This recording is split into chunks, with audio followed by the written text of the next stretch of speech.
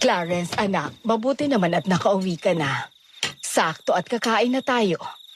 Maghugas ka na ng kamay mo. Ikaw rin, Liam. Siya nga pala. Nakita mo ba kanina yung magarang kotseng dumating doon sa mansyon ni Manang Lucita? Haba, ang ganda. Halatang mamahalin. Sabi nila kumare sa kanitong kapatid mo na magandang babae daw yung driver eh. Baka naman pumisita lang. Hindi. Naalala ko na. Baka yung apo niya na si Sofia. Dati ng taga rito yon. Kaso ewan kung ano ang nangyari. Basta nung nagdalaga ay biglang hindi na nakita dito. Ang balita sa Maynila na nanirahan. Di ba, Nay, albularyo si Lola Lucita? Oo.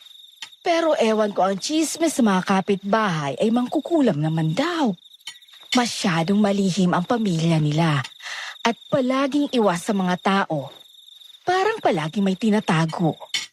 Pero anak, kung totoo man na maganda yung bagong dayong babae dito, sana ay siya ang mapangasawa mo. Nagmasayara naman ng magandang lahi ang pamilya natin.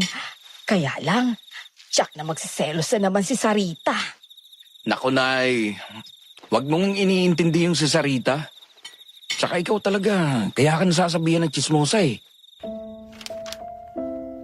May nakilala na ba kayo na isang taong misteryoso?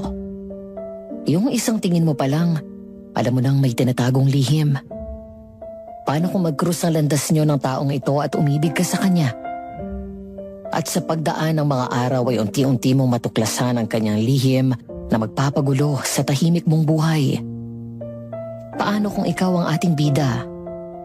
Anong gagawin mo? Ipagpapatuloy mo ba ang nararamdaman mo o iiwas ka? I-comment nyo sa ibaba ang inyong sagot at babasahin namin. Samantala, sabay-sabay po nating alamin hanggang sa dulo ang mga mangyayari sa kwentong ito. 10:40 ng gabi at habang umiinom ako ng beer ay nakikinig ako sa inyong channel. Dahil doon ay nainganyo din akong sumulat para isalaysay ang sarili kong kwento. Itago nyo na lang ako sa pangalan na Clarence. Ngayon ay 40 years old na. Ang ikukwento ko sa inyo ay nangyari mahigit 10 taon na ang nakalilipas. 25 anyos lang ako noon at namamasada ng sarili naming tricycle.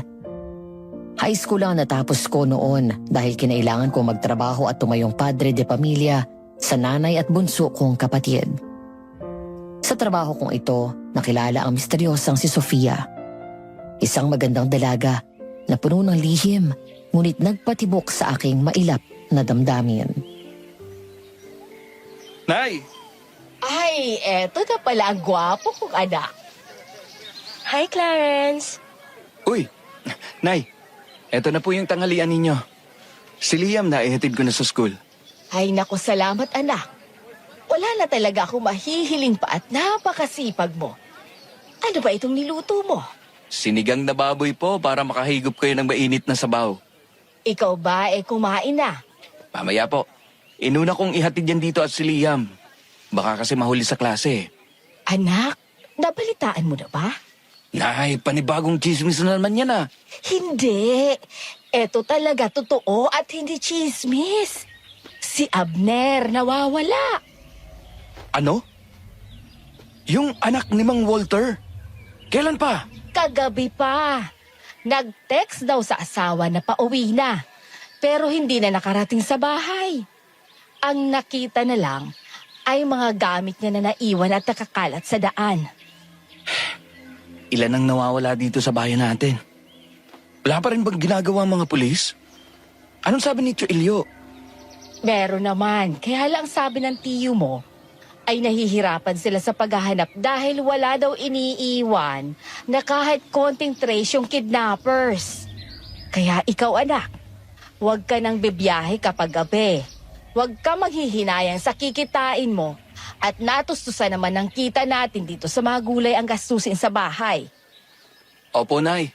O sige na anak, at umuwi ka na para makakain ka na rin. Pag-text kayo sa akin mamaya kapag isasarado niyo na itong pwesto para masundo ko kayo. Oo, sige. Clarence, mamaya, pwede ka ba? Saan? Sa bahay. Mamayang gabi paghatid mo kay Nanay Rosario. Anong meron? Wala naman. Magluluto kasi ako mamaya eh. Imbitahin lang kitang maghapunan sa bahay. Pasensya na, Sarita. May gagawin kasi ako mamayang gabi.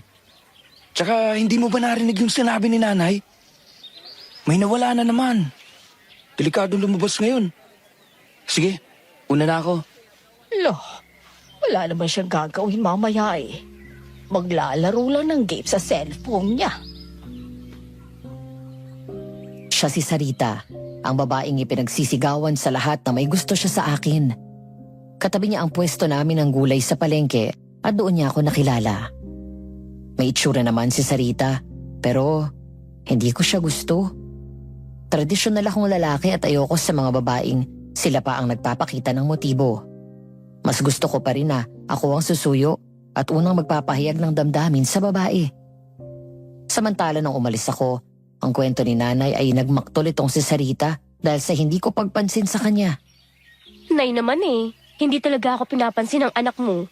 Ay ano gagawin ko? Ayaw sa'yo eh. Ilakad mo naman ako. Naku, kilala ko yung anak ko na yan. Hindi mo yan mapipilit kapag ayaw niya. Kaya kung ako sa'yo, ibabaling ko na lang sa ibang nararamdaman mo. Ay, kainis. Ang tagal-tagal ko nang may gusto sa kanya. Ang gwapo naman kasi ng anak niyo. Tall, dark, and handsome. Malapiolo Pasko lang mukha. Lalo yung mata, ang ganda. Tapos, ay my gosh, yung braso. Ang sarap magpa-headlock. Nay, hindi mo ba talaga pwedeng kumbinsin siya? Naku, Sarita, pasensya ka na ha. Pero hindi ko galing pakialaman ang personal na buhay ng anak ko.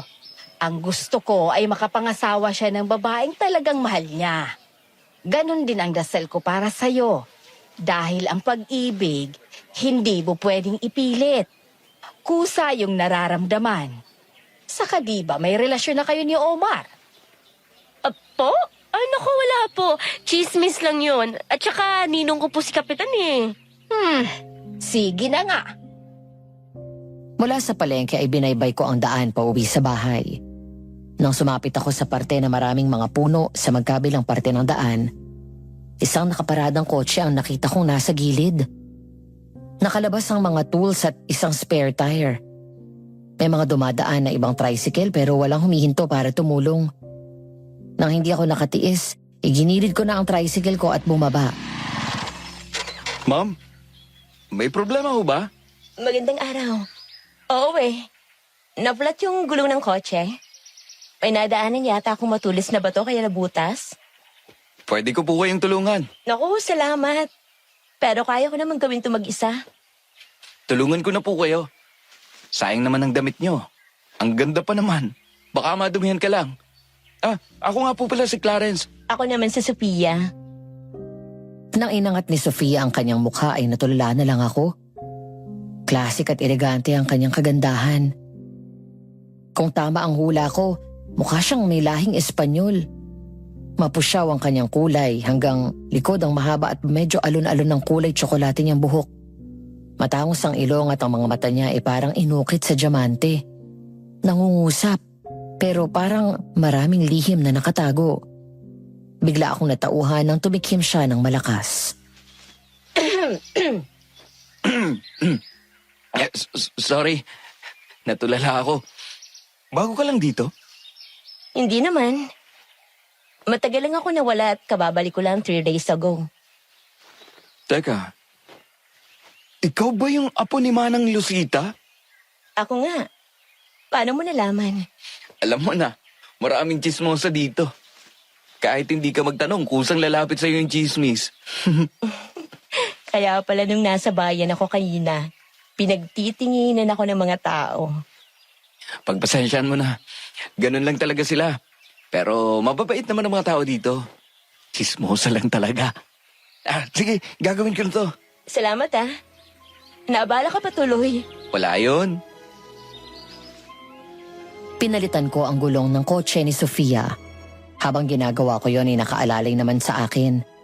Hindi din nagtagal ay natapos namin yon. Agad kaming nagligpit ng mga gamit at binuhat ko ang nasirang gulong para ilagay sa trunk. Bahagya akong natigilan nang pagbukas nito.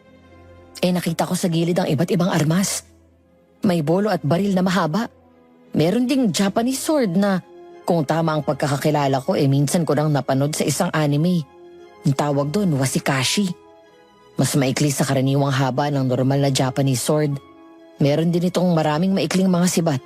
Buntot pagi, may isang garapon ng asin at bawang. Napalingon ako kay Sofia nang bigla nitong takpan yun ng tela. Pakilagay na lang dyan yung gulong. Sige, Salamat uli ah. walang anuman. Sige, una na ako. Nice meeting you ulit, Clarence. Ako rin. Nang sumakay ako ay muli kong nilingon si Sofia. Nagtaka ako nang hindi pa siya agad sumakay sa kotse. Sa halip parang sinuyod nito ng tingin ng maigi ang paligid. May kinuha ito sa loob ng sasakyan na parang maliit na bote na may laman. Tapos ay tiningnan yun. Maya-maya, doon pa lang siya sumakay at tuluyang umalis. Ano ba yan? Nakakatakot naman yung alulong na yon. Kanino bang aso yun? Baka may multo, Nay. Ano bang multo ang sinasabi mo riyan? Sabi po ng kaklase ko, kapag daw may umalulong na aso, ibig sabihin, may multo raw. Sira. Aswang yon. Hindi multo. Ay, kuya, alam mo, sabi ng kaklase ko, kagabi daw, nakakita siya ng aswang sa kanila.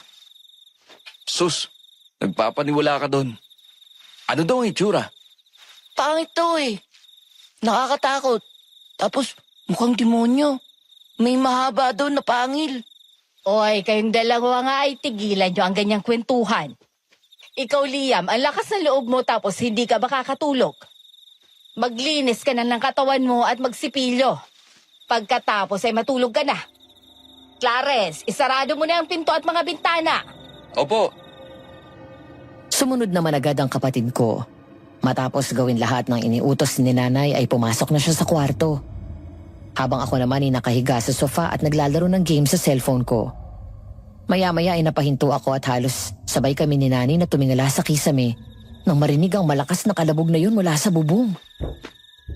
Ano yon? Baka pusa lang. Ang laking pusa naman nun. Narinig mo naman yung lagabog, di ba? Parang tao yung bigat ng yabag niya. Ano naman ang gagawin nila sa bubong? Ayun, naririnig mo. May naglalakad sa taas. Hoy! Sino yan? Bumaba ka dyan! Ayun, naglalakad pa rin. Sandali nga, sisilipin ko. Kuya! Nay! Aswang! Nagmamadali kaming tumakbo papunta sa kwarto nila nanay. Ganun na lang ang gulat namin nang makita ang isang aswang sa tapat ng bintana. Ang isang braso niya ay nakapasok na sa loob at pilit na inaabot ang kapatid ko. Biglang tumalon pababa ng papag si Liam at tumakbo sa amin. Umangil ito pagkakita sa amin. Pagkatapos ay tumakbo papunta sa harap. Bigla akong napatakbo sa palabas ng kwarto nang maalala na hindi nakalapat ng sarado ang pinto sa sala. Bago ko pa magawa ang bala ko, mabilis na kalapit ang aswang. Papasok na dapat siya nang agad kong tinulak ang pinto at inipit ang braso at mukha nito. Nay! Yung pinto sa likod! Nakasarado na kanina pa. Mga kapitbahay! Tulong! Gago ka! Lumayas ka dito! Ay, teka! Asin! Nay! Yung itak! Akin na, bilis! Anak, wala dito yung itak! Kahit anong kutsilyo! Agad kumilos si nanay at kinuha ang pinakamalaking kitchen knife namin. Ngunit paglapit niya, hindi lang yun ang kanyang dala kundi isang garapon ng asin. Pagabot sa akin ng patalim, mabilis kong sinaksak sa braso ang aswang. Sabay sunod-sunod na binato ni nanay ng asin. Nagwala ang aswang, umangil. Bigla itong umatras, kaya tuluyang sumarado ang pinto. Ang akala ko aalis na ito. Pero nagulat kami nang banggain ito ng malakas ang pinto at nagpupumilit pumasok. Umatras kami habang hawak ko ang patalim. Si nanay at Liam, nasa likod kong umiiyak. Mahigpit na magkayakap. Hanggang isang boses ng babae ang narinig namin mula sa labas. Hoy! Ako ang harapin mo! Huwag ang mga inosenteng tao! May tao! Sa wakas dumating ang tulog! Sino yun? Pamilyar ang boses Kilala mo? Halika, silipin natin. Ha! Anak, babae! Tingnan mo, nilalabanan niya ang aswang! Hindi ko makilala Ang dilim sa labas. Lumaban kayo ng patas! Hindi yung mga taong walang kalaban-laban ang palagi niyong binibiktima! Ay! Sinaksak niya sa leeg yung isang aswang! Hindi ko makita ang kabuuan ng kanyang mukha dahil bukod sa madilim, nakatakip ng itim na scarf ang ilong at bibig niya. Mataas ang ponytail, nakasuot ng fitted na blouse, tight pants, yung klase na komportable at madaling kumilos. Boots sa kanya mga paa. Sa bewang niya may nakasabit na holster. May baril sa kabila at may nakalagay na iba pang maliit sa bulsa nito na hindi ko naman makita. May nakapulupot na buntot pagi sa katawan niya at sa kamay niya may hawak itong mahabang patalim. Daig pa niya ang pupunta sa isang malaking gera. Hinugot nito ang maliit na espada mula sa kaluban. Kumunot ang noo ko nang makita ang armas na yun. Katulad yun sa babaeng tinulungan ko kaninang umaga. Matapos sumugod ang babae. Sinalubog siya ng aswang pero mabilis siyang nakatungo ng salakayin gamit ng mahabang kuko nito. Anak, tignan mo, ang galing niya! Pamilyar sa akin yung espada niya. Sino kaya siya, ano? Anak, sa likod niya may isa pang aswang! Dito lang kayo. Tutulungan ko siya. Mag-iingat ka! Mabilis akong lumabas at doon ko nakita sa harap ng bahay ang itak. Kinuha ko yun, saka ako sumugod sa parating na aswang. Sinalubong ko ito ng itak at nadaplisan ko sa tagiliran. Doon lumingon ang babae sa akin at nakita ko ng malapitan ng kanyang mata. Agad itong bumawi ng tingin nang muling sumugod sa amin ang aswang. Suntok, sipa, hampas at saksak. Sa pakikipaglaban ko sa aswang ay nagpambuno kami nito. Nagawa niya akong sipain kaya napahiga ako. Agad itong sumalakay at akmang kakagatin ako sa leeg. Pero mabilis kong nahawakan ito sa ulo. Sa kapilit na tinulak palayo. Mula sa likod, nagmamadaling lumapit ang babae. Sinakal nito ng buntot pagi ang aswang, saka hinila palayo sa akin. Kinaladkad, saka sinakyan sa ibabaw sabay saksak sa dibdib. Nasaan ang pinuno niyo? Nasaan? Ayaw mo magsalita, ah? Miss, patay na yata. Ayos ka lang? Oo. Salamat ulit sa tulong mo. Ugaliin niyo na magsarado ng pinto at mga bintana kapag kumagat ng dilim. Magdoblo la kayo. Dahil may mga aswang na gumagala sa gabi. Pinapasok nila ang bahay at kinukuha ang kanilang biktima at pinapatay. Oo. Pagsabitin kayo ng bawang sa mga bintana at pinto. Pati ang asin para hindi sila pumasok. Susundin kong sinabi mo. Pero sandali lang. Anong pangalan mo? Hindi na mahalaga yon. Sige na, pumasok ka na. Sinunod ko ang babae at pumasok ako sa bahay. Habang naglalaro sa isip ko kung saan ko nakita ang mga matang yun, maging ang kanyang boses pamilyar. Mahina ang boses niya at mababa ang pitch nito. Pero sa kabila nito ay isang tao lang ang rumihistro sa isip ko.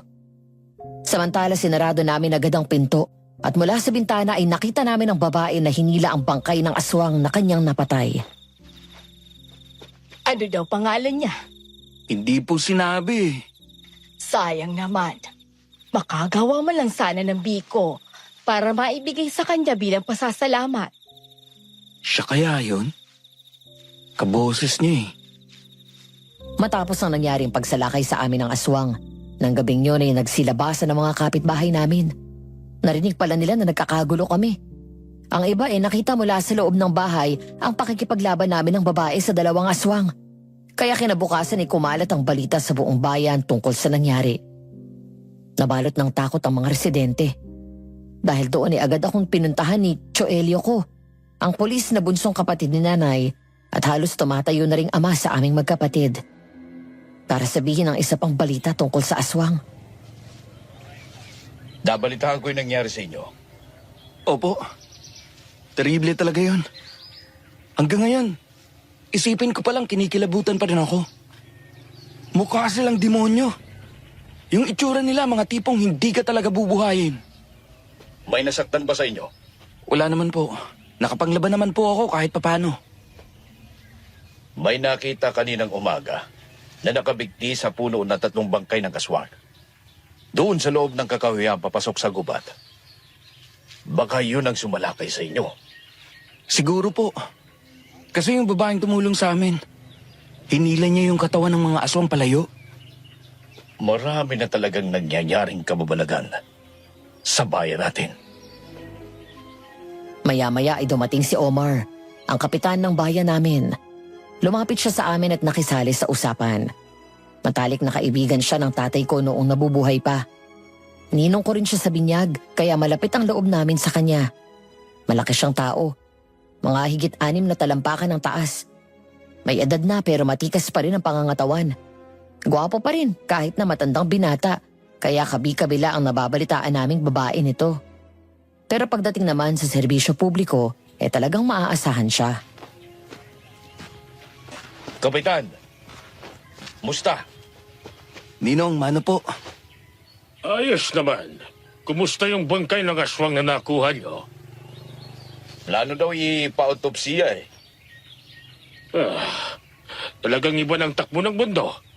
Ngayon naman naglalabasan ng mga impaktong ito. Clarence, ayos ba kayo sa inyo? Opo. Ayos naman kami. Nakapaglagay na po kami ng mga pangontra. Mabuti kung ganon. Kapag kailangan mo ng tulong, tumawag ka lang sa akin, ha? Kahit anong oras. Opo. Salamat po, Ninong. Saan kaya galing ang mga yon? Mukhang tama ang hinala namin na mga aswang din ang kumuha sa mga nawawalang tao. Hayaan nyo at makikipag-ugnayan ako kay Mayor para mas mapaigting ang seguridad dito sa gabi nang wala nang mawala pang mga residente at hindi na sumalakay ang mga aswang na yan. Ilang sandali pa ay nakatanggap ako ng text message mula kay nanay. May pinapasundo siya sa akin at ihatid ko daw. Mabilis ako nagpaalam kay Tito at Kapitan pagkatapos ay agad nagpunta sa palengke. Pagdating doon, malayo pa lang ako ay may nasipat ng mata ko na pamilyar na mukha. Nakatayo siya sa harap ng pwesto namin ng gulay habang kausap si nanay. Si Sofia. Natigilan ako nang mapatitig sa kanya. Yun ang unang beses na nakita ko siyang nakangiti. Nang magkakilala kami kahapon matipid at awkward yung ngiti niya na parang iwas sa mga tao. Sofia? Clarence, anong ginagawa mo dito? Sa amin ang pwesto na to. Siya ang nanay ko. A small world. Kailan pa kayo nagkakilala? Kahapon po ng umaga. Na-flat kasi yung gulong ng kotse ko. Tapos, huminto siya para tulungan ako. Ganun naman pala.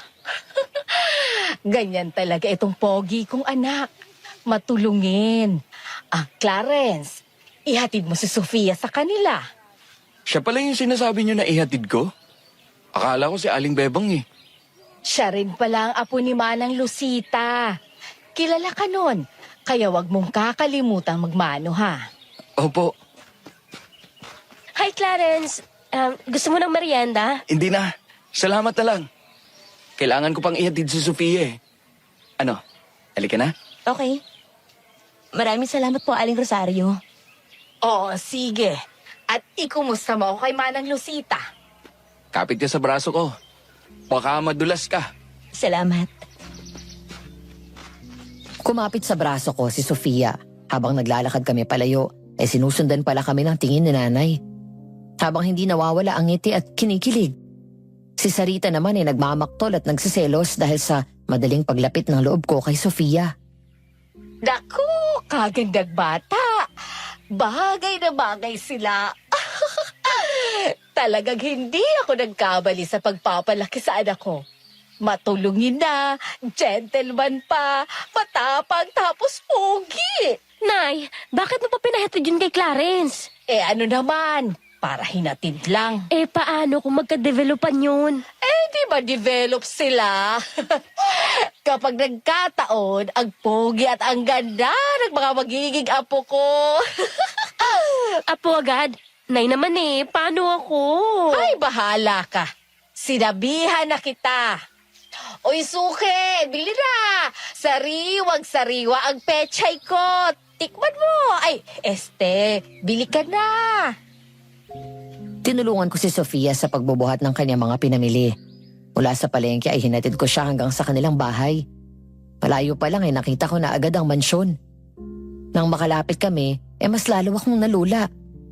Bumaba siya sandali at pinabuksan ang gate sa guard. Napangangan na lang ako nang bumukas nga yun at tumambad sa harap ko ang malapalasyo sa laki na bahay. Alam ko na noon pa malaki yun pero Ngayon ko lang to nakita ng malapitan. Halika, baba ka muna. Anong nangyari sa kotse mo? Sira ano naman? Hindi. Okay lang naman siya. Diyan lang naman ako sa bayan pumunta kaya hindi ko na dinala. Naglakad na nga lang ako pupunta doon. Kapag may pagkakataon at kaya naman lakarin, nilalakad ko. Wala ba kayong kasambahay? Meron. Gusto ko lang talaga na lumabas ngayon kaya ako nang nagpresinta na mamalengke. Sofia, apo, ikaw na ba yan? Opo, Lola. Magandang araw po, Lola Lucita. Mano po? Lola, siya po yung anak ni Aling Rosario, yung nagtitinda sa palengke. Kawan ka ng Diyos. Ah, oo. Kilala ko tong batang ito. Ikaw ang pangalan ni Rosario at Julio, hindi ba? Opo, ako nga po. Hapa, tingnan mo nga naman at binata ka na. Abay, ang gwapo mong bata ah. Bagay ka dito sa apo ko. Lola, talaga. Abay, pupasok ka muna na makapagkwentuhan naman tayo. Lola, sa susunod na lang po. Mamamasada pa po kasi ako eh. Hinatid ko lang po talaga dito si Sofia. Pangako po, babalik ako at magkukwentuhan tayo maghapon. Aasahan ko yan ha. At mag-iigat ka sa mga sinasakay mo. Alam mo na ang panahon ngayon lalo na dito sa atin. Opo. O ito, isuot mo ito lagi. May orasyon ang medalyon na yan.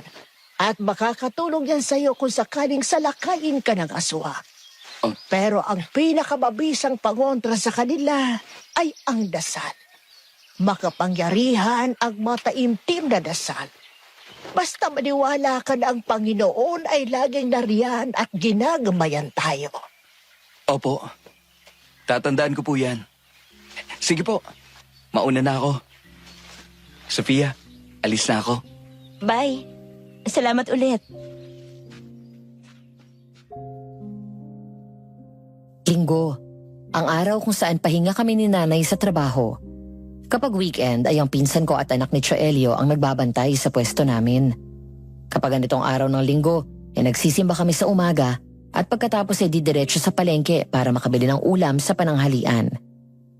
Naglalakad na kami palabas ng simbahan nang biglang may brasong pumulupot sa braso ko.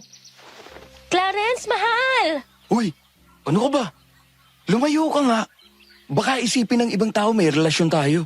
Ay, gusto ko yun. Ako ayoko, kaya pakiusap, lumayo ka. Ito naman, masyadong seryoso.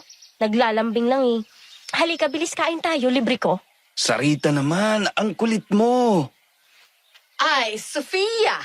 Magandang umaga po. Nagsimba rin pala kayo? Ah, oo.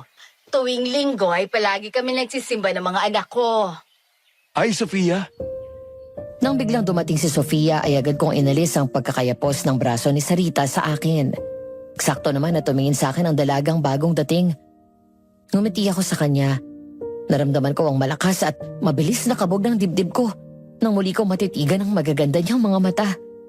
Parang tumalo ng puso ko nang ngumiti siya sa akin. Hi. Si Liam pala, kapatid ko. Hi. Ang cute mo naman. Hello po. Kuya, siya ba yung kinikwento mo kagabi kay nanay na sabi mo crush mo? Narinig kita sabi mo, Sofia ang pangalan. Hoy, shh! Ang ingay mo. Nako, pasensya ka na sa kapatid ko. Huwag mong intindihin yan. Hindi, okay lang. May alam ka ba dito na bilihan ng mga fresh flowers? Medyo malayo dito. Kung pupunta ka, simulan mo nang maglakad ngayon. Sige na, alis na. And you are? Ako si Sarita. Bakit? Ako ang future wife ni Clarence. Huwag ka makinig dyan. Hindi totoo yun. Pagpasensyahan mo na to, Sofia. Iba din kasi ang epekto ng busted eh. Nay naman, nilalaglag mo ko eh. Okay. Naiintindihan ko na. I feel sorry for you, girl. Ano? Anong sorry? Alika, Sofia. Samahan kita. Talaga? Wala ka bang gagawin? Baka mamamasada ka pa. Hindi talaga ako namamasada kapag linggo, kaya libre ako buong araw. Mabuti pa nga samahan mo na siya para hindi siya maligaw. Pero mamamalengke muna ako at ihatid mo kami sa bahay. Ayos lang ba? Oo naman. Hindi naman din ako nagmamadali eh. Oh, tara na. Clarence, hoy! Sasama ka na naman sa kanya! Hoy! Paano ako? Bago bumili ng bulaklak ay pinasyal ko muna si Sofia sa mga bagong kainan at pasyalan na hindi pa niya napupuntahan. Mabuti na lang at may pera ako ng araw na yun. Niyaya ko siyang kumain ng pansit at lumpiang Shanghai na pinakamasarap na pansitan sa aming bayan. Habang naglalakad, doon na namin unti-unting nakilala ang isa't isa. Dalawa lang talaga kayo magkapatid. Oo, ang tatay ko namatay dahil sa atake sa puso. Nung 15 years old ako, nag-asawa ulit si nanay. Tapos ayun, pinanganak si Liam. Tapos makalipas lang ng 5 taon, namatay sa aksidenteng stepfather ko. Kaya si nanay, hindi na ulit nag-asawa. Malas daw kasi siya sa pag-ibig eh. Ikaw, nasaan ang pamilya mo? 6 kami magkakapatid. 4 sa kanila sa US na nakatira. 2 na lang kami dito. Ewan, baka sumunod din siya doon. Tapos ang parents ko nasa Manila. Ikaw, hindi ka ba pupunta sa US? Hindi. Dito lang ako. Sa akin pinagkatiwala ni Lola ang farm namin dito sa probinsya, kaya dito na talaga ako titira. Ay, ayos. At least, palagi na kitang makikita. Ilang taong ka na pala? 25. Ikaw, 30 na ako. Mas matanda pala ako sa'yo ng 5 taon. hindi ka naman mukhang 30 eh. Mas mukha ka pang bata sa akin. Alika, bili na tayo ng bulaklak. Baka hinahanap na ako ni Lola eh. Okay. Matapos namin bumili ng maraming bulaklak, ay hinatid ko si Sofia sa kanila. Bumaba na rin ako ng tricycle nang bumaba siya. Saka mabilis kong tinago sa likod ang 1 dosenang pink na roses na lihim kong binili kanina habang namimili siya. Kinilig ako nang bigyan niya ako ng isang matamis na ngiti. Mula nang magkakilala kami, napansin ko sa kanya na medyo cold ang personality niya. Matipid ngumiti, madalas seryoso. Kapag tiningnan mo siya, halos wala kang makikitang emosyon sa kanyang muka. Pero kapag kaming dalawa ang magkasama, parang komportable siyang magpakita ng emosyon gaya ng sandaling yun. Noon ko lang naramdaman ang ganun katindi. May ilan na rin naman akong naging girlfriend, pero hindi ko naramdaman sa kanila ang naramdaman ko kay Sofia. May ibibigay pala ako sa'yo. Ano yun? Para sa'yo. Hindi ko kasi alam kung anong gusto mong bulaklak. Kaya yan ang pinili ko. Wow! Salamat. Ang akala ko kay Aling Rosario to. Hindi. Para sa'yo talaga yan. Allergic yun sa bulaklak eh. Salamat dito. Ang ganda. Salamat din sa pagsama sa akin. Wala yun. Basta ikaw, anytime. Salamat din sa libre. Nag-enjoy ako kasama ka. Ako rin. Sa susunod na linggo, gusto mo kain ulit tayo sa labas tapos nood ng sine? Sige ba? Promise yan ha. Wala nang atrasan. Promise. Sige, mauna na ako. Ingat ka sa pagmamaneho. Nang makaalis ako, ay sinundan pa daw ako ng tingin ni Sofia. Nang tuluyan akong makalayo ay biglang nawala ang ngiti niya at bumalik sa pormalang ekspresyon ng kanyang mukha. Nang makapasok sa loob ng mansyon, ay naabutan niya si Lola Lucita.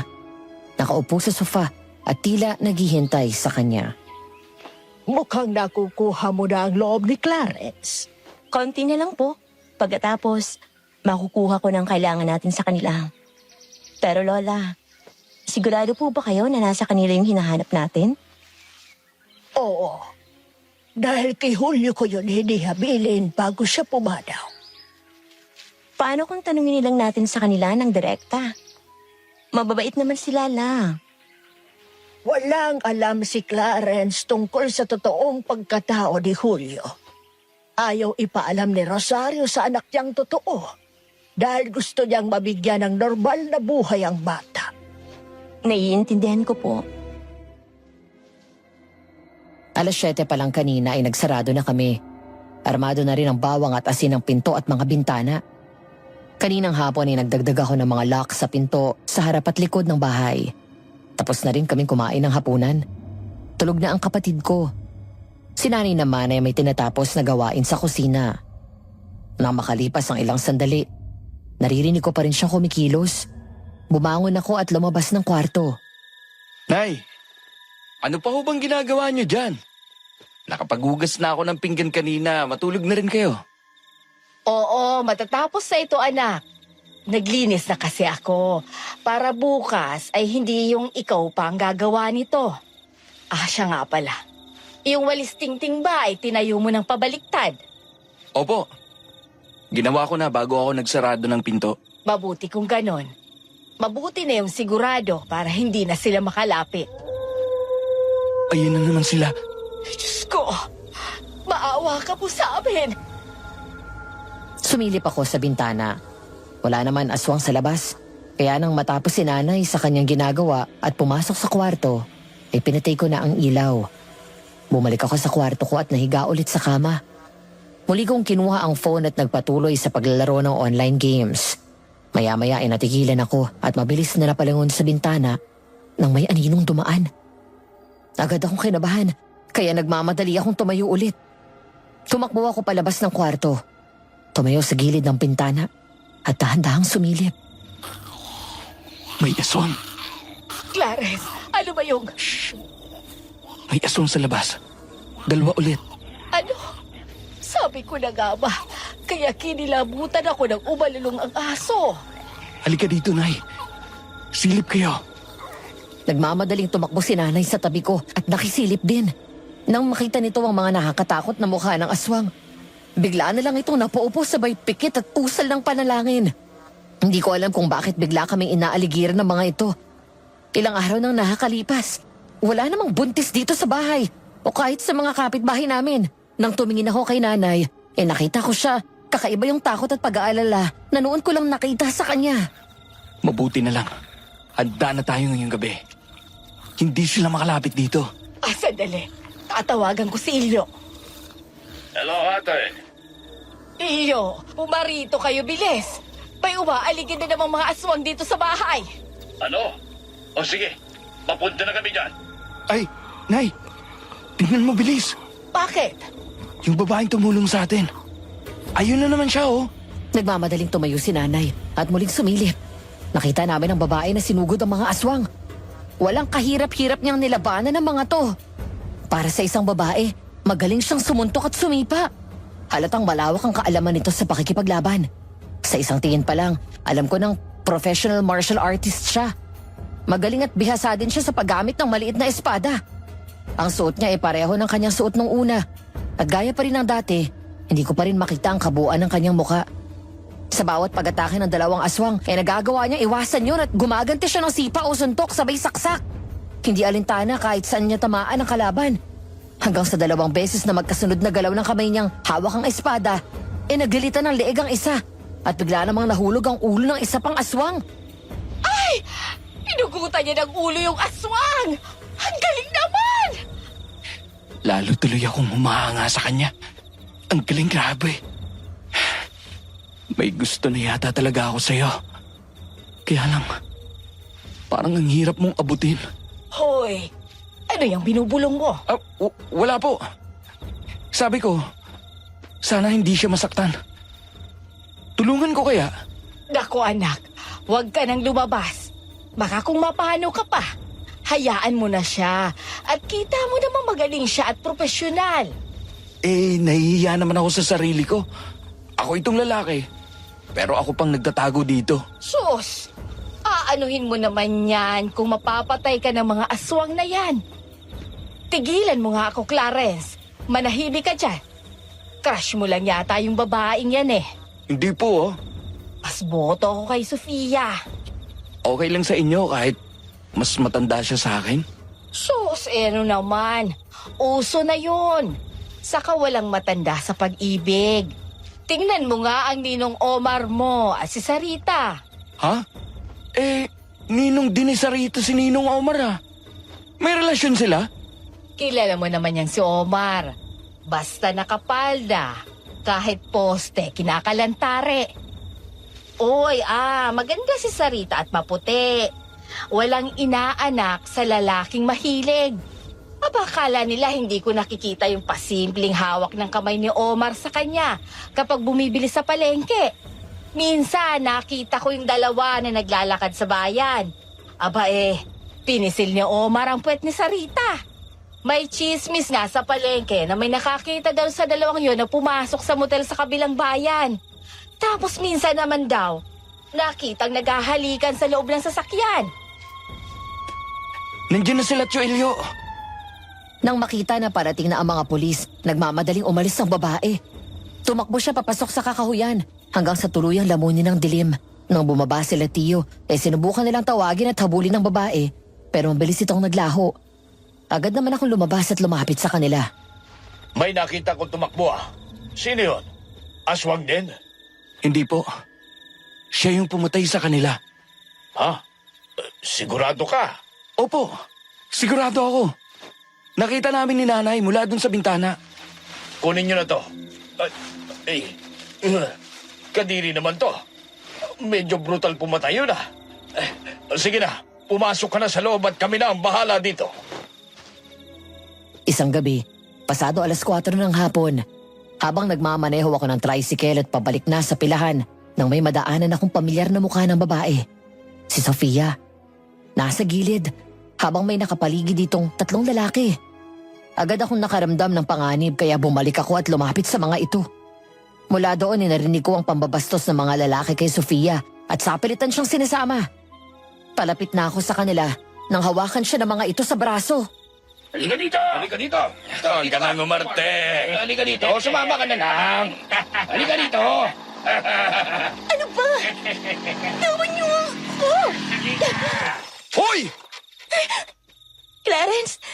Mga siraulo kayo Mga bastos! Nang makalapit ako sa kanila kanina, agad kong sinipa ang isa at sinuntok naman ang isa pa. Agad naman gumanti ang 3 ng suntok. Nang akmang pagtutulungan ako ng mga lalaking ito, sinuntok ni Sofia ang isa at hinampas sa isa pa hawak ang kanyang bag. Ilang sandali pa, sakto namang dumaan ang mga pulis at naroon ang tiyo ko. Nagpulasan ng 3 lalaki at mabilis na tumakbo palayo. Hoy! Tigil! Habulin niyo yung 3 yun! Mga hayop! Manyakis! Clarence, ayos ka lang. Ikaw, miss. Opo, malayo sa bituka to. Okay lang po ako. Ano bang nangyari?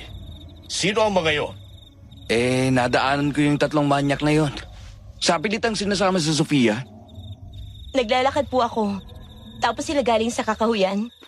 Bigla nila akong hinarang. Sumama daw ako sa kanila. Tumanggi ako. Tapos nung aalis na ako, hinaharangan nilang dadaanan ko. Tapos, ayun na nga po yung naabutan ni Clarence. Hinihila nila ako. Teka, kilala ko itong mga ungas na ito Kayo yung mga manyakis na matagal na nambibiktima ng mga babae dito, no?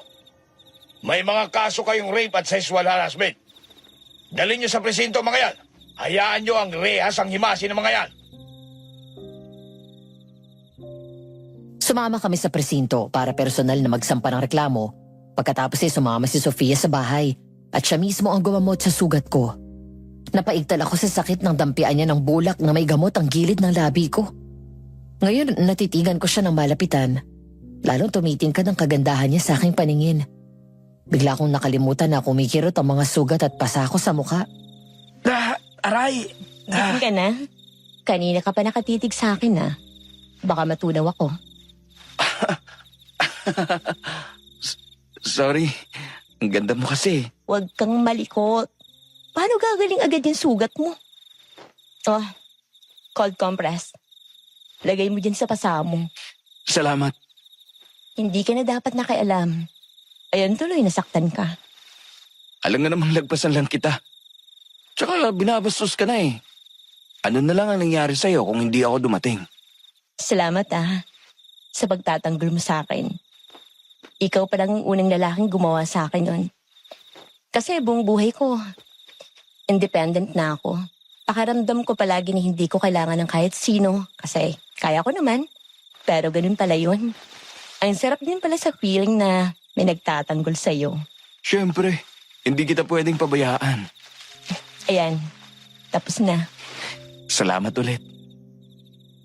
Niligpit ko ang first aid kit namin habang si Sofia ay naglalakad-lakad sa sala at tinignan ang mga pictures namin. Ako naman nasa kusina at naghahanda ng merienda. Sakto naman at nagluto ng biko kahapon si nanay.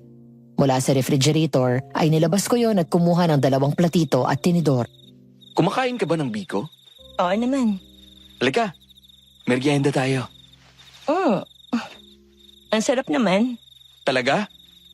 Sabihin ko kay nanay na sa susunod na gagawa siya, dagdagan para bigyan kita. Ang bait niyo sa akin kahit na kailan lang tayo nagkakilala. Mabait ka rin naman kasi. Tsaka magaan ang loob namin sa'yo. Nga pala, nakita ko yung family picture mo. Anong trabaho dati ng tatay mo? Marami. Tricycle driver, karpintero, electrician, hardinero, magsasaka. Layata hindi kaya yun eh. Ah, sa kanya ka pala nagmana. Pinagmamalaki sa akin ni Aling Rosario na jack of all trades ka daw. Si nanay talaga oh. Pero kailangan kasi bilang panganay at lalaki pa. Kailangan ko matutunan lahat ng yun. Wala namang ibang gagawa ng mga bagay na yon maliban sa akin. Ako lang katuwang ni nanay sa buhay. Nakapag-college ka ba? Hindi na.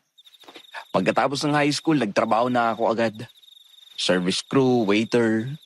Tapos nung gumanda ng pwesto ni nanay sa palengke, nag-ipon kami ng pan-down payment para makabili ng tricycle. Kaya eto, namasada na lang ako. Okay naman ang kita, basta masipag ka at matyaga. Pero syempre, kapag nagkaroon ng pagkakataon, gusto ko magpatuloy ng pag-aaral. Pinapahanga mo talaga ako. Hindi na ako magugulat kapag nabalitaan ko na umasenso ka na at hindi malayong mangyari yon. At yung tungkol sa pagtatapos mo, mangyayari yon. Magtiwala ka lang. Salamat, Sofia. Kain na tayo. Birthday ni Choelio. Matapos ang masayang selebrasyon at kainan, hinatid ko muna si nanay at Liam sa bahay bago ako bumalik para sumama sa inuman. Hindi ako mahilig uminom ng alak tuwing may okasyon lang. Nahihiya rin naman akong tanggihan si Tio kapag pinaunlakan ko na siya. Hindi rin naman ako nagpapakalasing ng husto dahil ayoko mag-alala si nanay sa akin. Pasado 9:00 na ng gabi nang magpaalam akong uuwi na. Doon sa harap ng bahay ni Choelio ay hinatid pa niya ako at saglit kaming nag-usap habang sakay na ako ng tricycle. Dito ka na lang matulog. Gabi na. Wala pong kasama si nanay at Liam sa bahay. Kung walang mga aswang, okay lang na dito ako matulog. Kaso, delikadong panahon ngayon. Yun nga. Baka matsyempohan ka at mapabanga pa. Huwag po kayo mag-alala. May pinabao naman po sa akin si nanay na asin na may halong bawang, pangdepensa, tsaka itong itak. Sige, mag-iingat ka ha. Bilisan mo ang takbo kapag naroon ka na sa party ng kakahuyan. Opo, Magte-text ako kay ate. Napauwi ka na para abangan ka niya. Kapag hindi ka na nakarating sa inyo sa loob ng 7 minuto, susunod ako sa'yo. Hindi. Samahan na kitang umuwi para sigurado. hindi na, Chong. Ha? Huwag ka masyadong mag-alala sa akin. Makakauwi ako na maayos. Alis na po ako. Para hindi na mag-alala si Choelio ay sinunod ko ang kanyang sinabi at binilisan ang takbo ng tricycle. Nakaramdam ako ng kilabot dahil sa kakaibang lamig mula sa malalakas na pagaspas ng hangin. Maya-maya nang makarating ako sa tinutukoy ni Choelio na daan, nang magkabilang gilid ay kakahuyan, binilisan ko talaga yung takbo ng tricycle, lalo na nang nangalisag na yung balahibo ko. Pakiramdam ko may mga matang nakasunod sa akin. Hanggang sa wakas ay nakauwi ako. Papasok pa lang ako sa garahe. Nakita ko na si nanay na naghihintay sa akin sa bintana habang hawak ang kanyang phone. Hello, Ilyo. Oh, nandito na si Clarence. Oo, wag ka na mag-alala. Sige, salamat ha. Sige ate. Tumawag kayo kapag may problema ha. O siya, sige. At magpahinga ka na. Clarence, halika na't pumasok ka na di... Aswang! Pumasok kayo sa loob! Isarado niyong pinto, Nay! Bilis! Diyos ko, anak! Mag-iingat ka! Agad kong nilabas ang itak at hinanda ang garapon ng asin at bawang. Pagkatapos sadya akong lumayo sa bahay para mawala ang atensyon ng mga ito kay Nanay at Liam. Isang aswang ang nasa harap ko ngayon. Pero nagulat ako nang mula sa taas ng puno, may bumaba na isa pang aswang. Hindi ko makita yung mukha niya dahil sadya itong kumubli sa dilim. Pero matangkad ito at malaki ang pangangatawan. Wala itong suot na damit maliban sa isang salawal na mukhang bahag. Bakit ba kayo balik ng balik dito? Ano bang kailangan ninyo? Nasaan ang kwadernong itim? Ano? Wala akong alam sa sinasabi mo. Sinungaling ka! Wala nga sabi akong alam eh! Tingnan natin kung hindi ka magsabi ng totoo kapag patay na ang nanay at kapatid mo. Hayop ka! Huwag mo silang idamay dito! Patayin niyo ang lalaking yan! Napaatras ako na lumabas ang dalawa pang aswang. Nakaramdam ako ng takot at nalamig ang mga palad ko. 3 laban sa isa. Marunong akong lumaban, pero hindi bihasa. Parang gusto ko na lang tumakbo palayo. Pero nang lumingon ako at nakita ang nanay at kapatid kong umiiyak dahil sa magkahalong takot at pag-aalala sa akin, huminga ako ng malalim at nilakasan ko talaga ang loob ko. Kasabay ng pag-usal ng isang mataimtim na panalangin. Panginoon, ikaw na pong bahala sa akin. Bigyan mo ako ng lakas para labanan ang mga kampo ng demonyo na ito. Hindi ko kaya itong mag-isa. Pero kapag kasama kita, alam ko po na walang imposible. Ano pang hinihintay niyo? Patayin na yan! Sige! Sugod!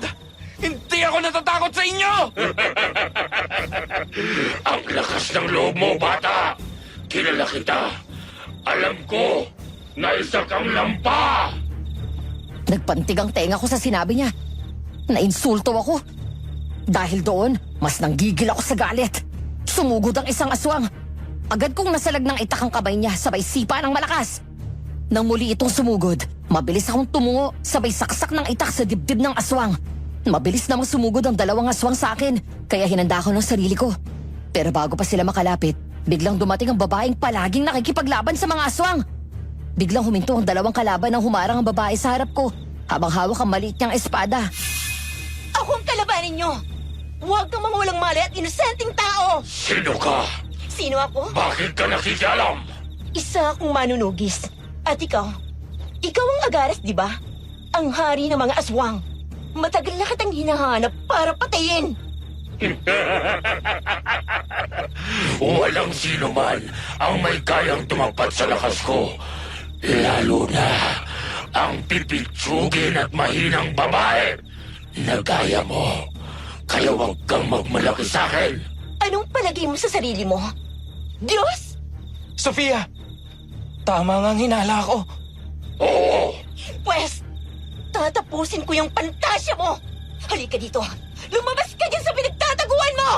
Dumag! ano pang hinihintay niyo, mga bobo? Patayin niyo ang 2 yan! Sumugod ang 2 aswang sa amin. Galit na galit din akong sumugod. Suntok, sipa at sunod-sunod na saksak ang inabot sa akin ng aswang na kalaban ko.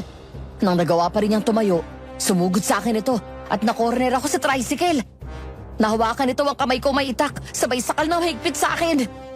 Habang nararamdaman kong bumabao ng matatalas nitong kuko sa leeg ko, pilit ko namang inaabot ang garapon ng asin. Nang sa wakas ay makuha ko yun, agad akong dumakot, saka ko hinilamos yun sa aswang. Malakas itong umangil at nagwala ng halos malapnos ang balat niya. Sinamantala ko yun, saka ginilitan sa leeg ang aswang. Ngayon, sira ulo ka! Sino ngayon ang lampa? Lumabas ka dyan! Harapin mo ako! Clarence! Sa likod mo! Huh? Uy! Gago yun ah! Biglang umiwas nang mula sa likod, may isa pang aswang na sumulpot. Sasakmalin na dapat ako nito. Pero bago pa makalapit, mabilis akong dumapa at agad binaril ng babae ang aswang na tumama sa sentro ng kanyang noo. Pagkatapos, sumugod sa kanya ang isa pang aswang. Mabilis niyang inalis ang buntot pagi na nakapulupot sa katawan niya at hinagupit ang kalaban. Saka siya sumugod, sabay saksak ng espada sa dibdib nito. Mas diniinan pa nito ang talim hanggang sa tumagos yun sa likod. Ilang sandali pa, 4 na bangkay ng aswang ang naiwang nakahandusay sa lupa. Hindi pa tayo tapos. Babalikan ko kayong 2! Ikaw pala itong duwag eh! Magkahamon ka! Tapos biglang lalayas! Pumasok ka na. Ako nang bahala dito. Sandali lang, Sofia. Hindi ako sa Sofia. Huwag ka na magsinungaling. Ano sa tingin mo? Hindi ko makikilala ang boses mo. Dahil nung unang beses pa lang na nilalabanan natin ang aswang, alam ko na agad na ikaw yan. Bakit mo ginagawa ito? Huwag ka ng maraming tanong. Basta mula ngayon, huwag ka nang lalabas sa gabi. May sugat ka sa braso. Pumasok ka dito sa bahay at gagamutin ko. Hindi na. Kaya kong sarili ko. Aray, Ang tigas ng ulo kasi. Halika na dito. Walang nagawa si Sofia nang hilahin ko siya palapit. Pagkatapos kinuha ko ang panyo ko sa bulsa ng shorts ko. At yun ang pinantali ko sa sugat niya. Natigilan kami ng tumingin sa mata ng isa't isa. Ayun na naman ang pakiramdam na para niya akong minamagnet ng kanyang mga tingin. Hanggang sa namalayan ko na lang na umaangat ang kamay ko at hinila ang scarf na nakatakip sa kalahati ng kanyang muka. Kilala na kita. Ikaw lang may ganyang kagandang mata. At hindi ako maaaring magkamali. sa kanilang tayo mag-usap. Mag-iingat ka.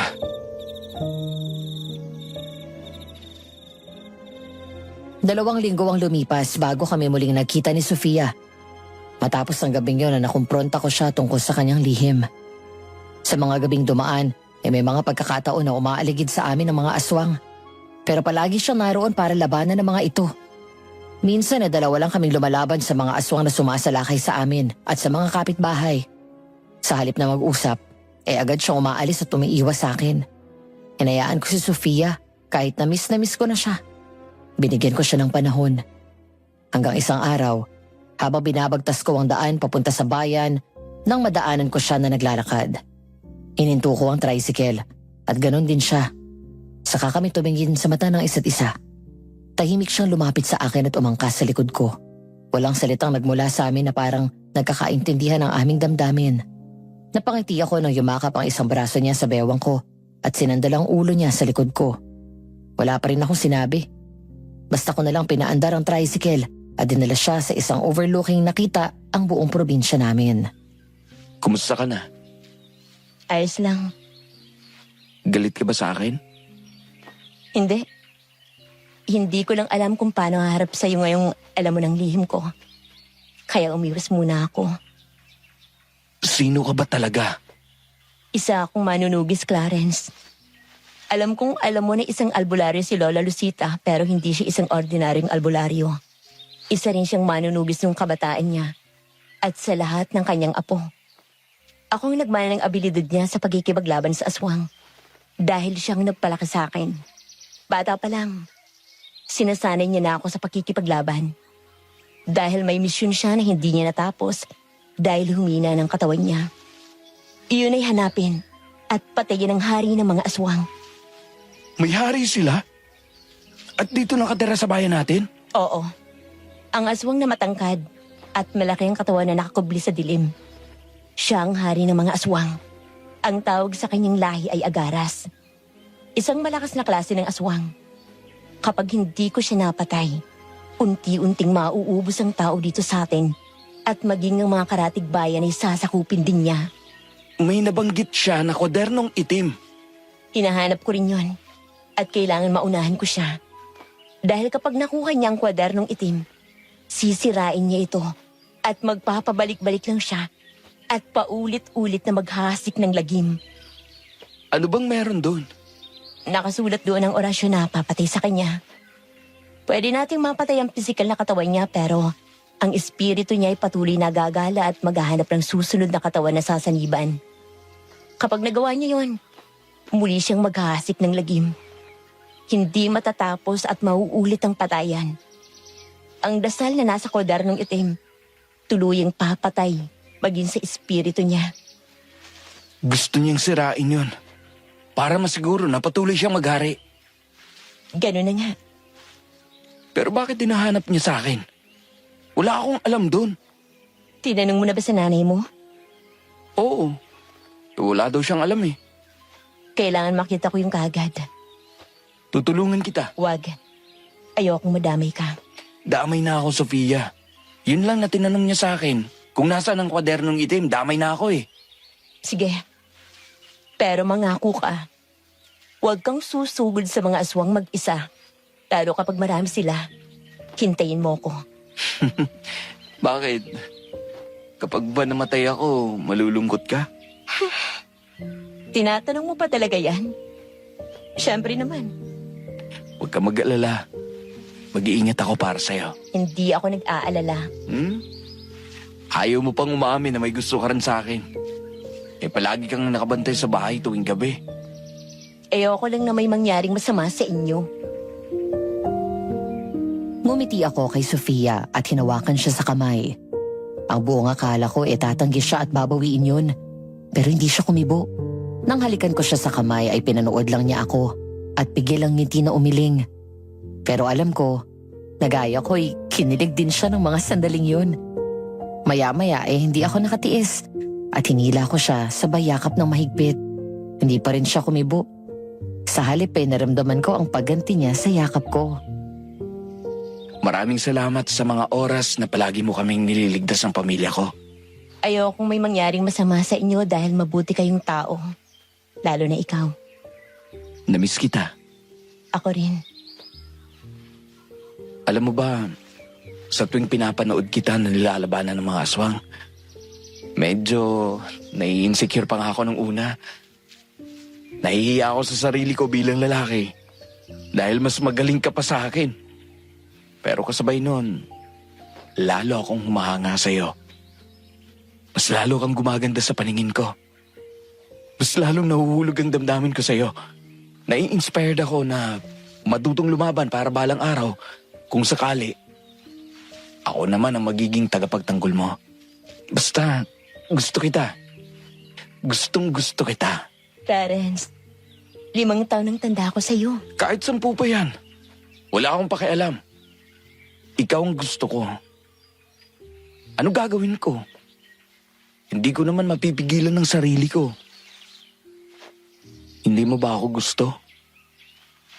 Hindi ka ba masaya kapag magkasama tayo? Masaya. Palagi akong masaya kapag kasama kita. Yun naman pala eh. Di ayos na. May manugang na si nanay. Manugang agad? Pwede ba, huwag tayong magmadali. Gusto ko munang matapos ang mission ko sa Agaras. Handa naman ako maghintay sa'yo. Basta mangako ka sa akin. Hanggang sa huling araw ng laban na to, kailangan buhay ka. Pangako. Ikaw rin. Mangako ka. Pangako. Ano? Halika na. Hatid na kita. Ayoko pang umuwi. Pwede ba ako sumama sa pamamasada mo? Sige ba?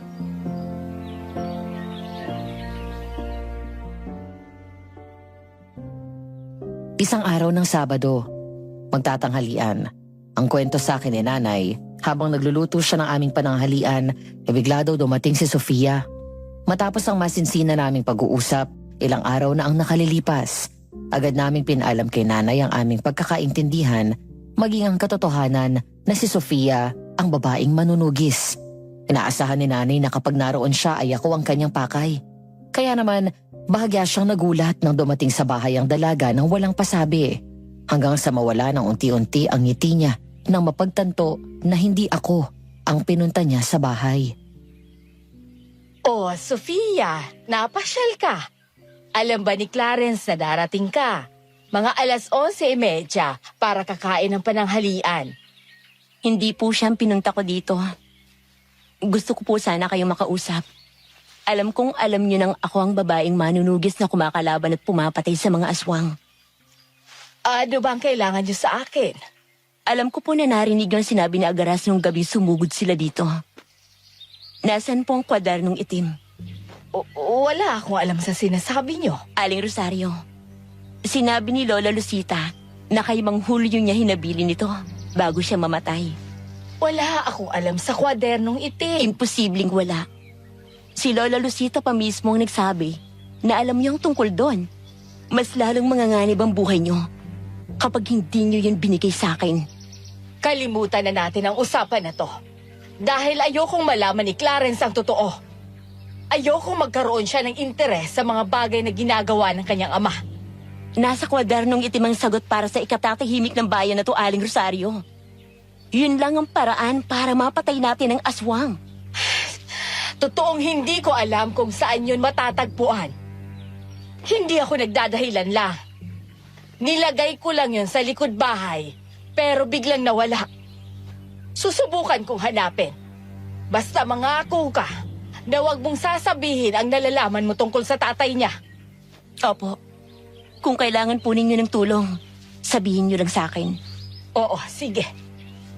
Pasensya na rin po pala kayo kung naglihim ako tungkol sa totoong pagkatao ko. Naiintindihan ko.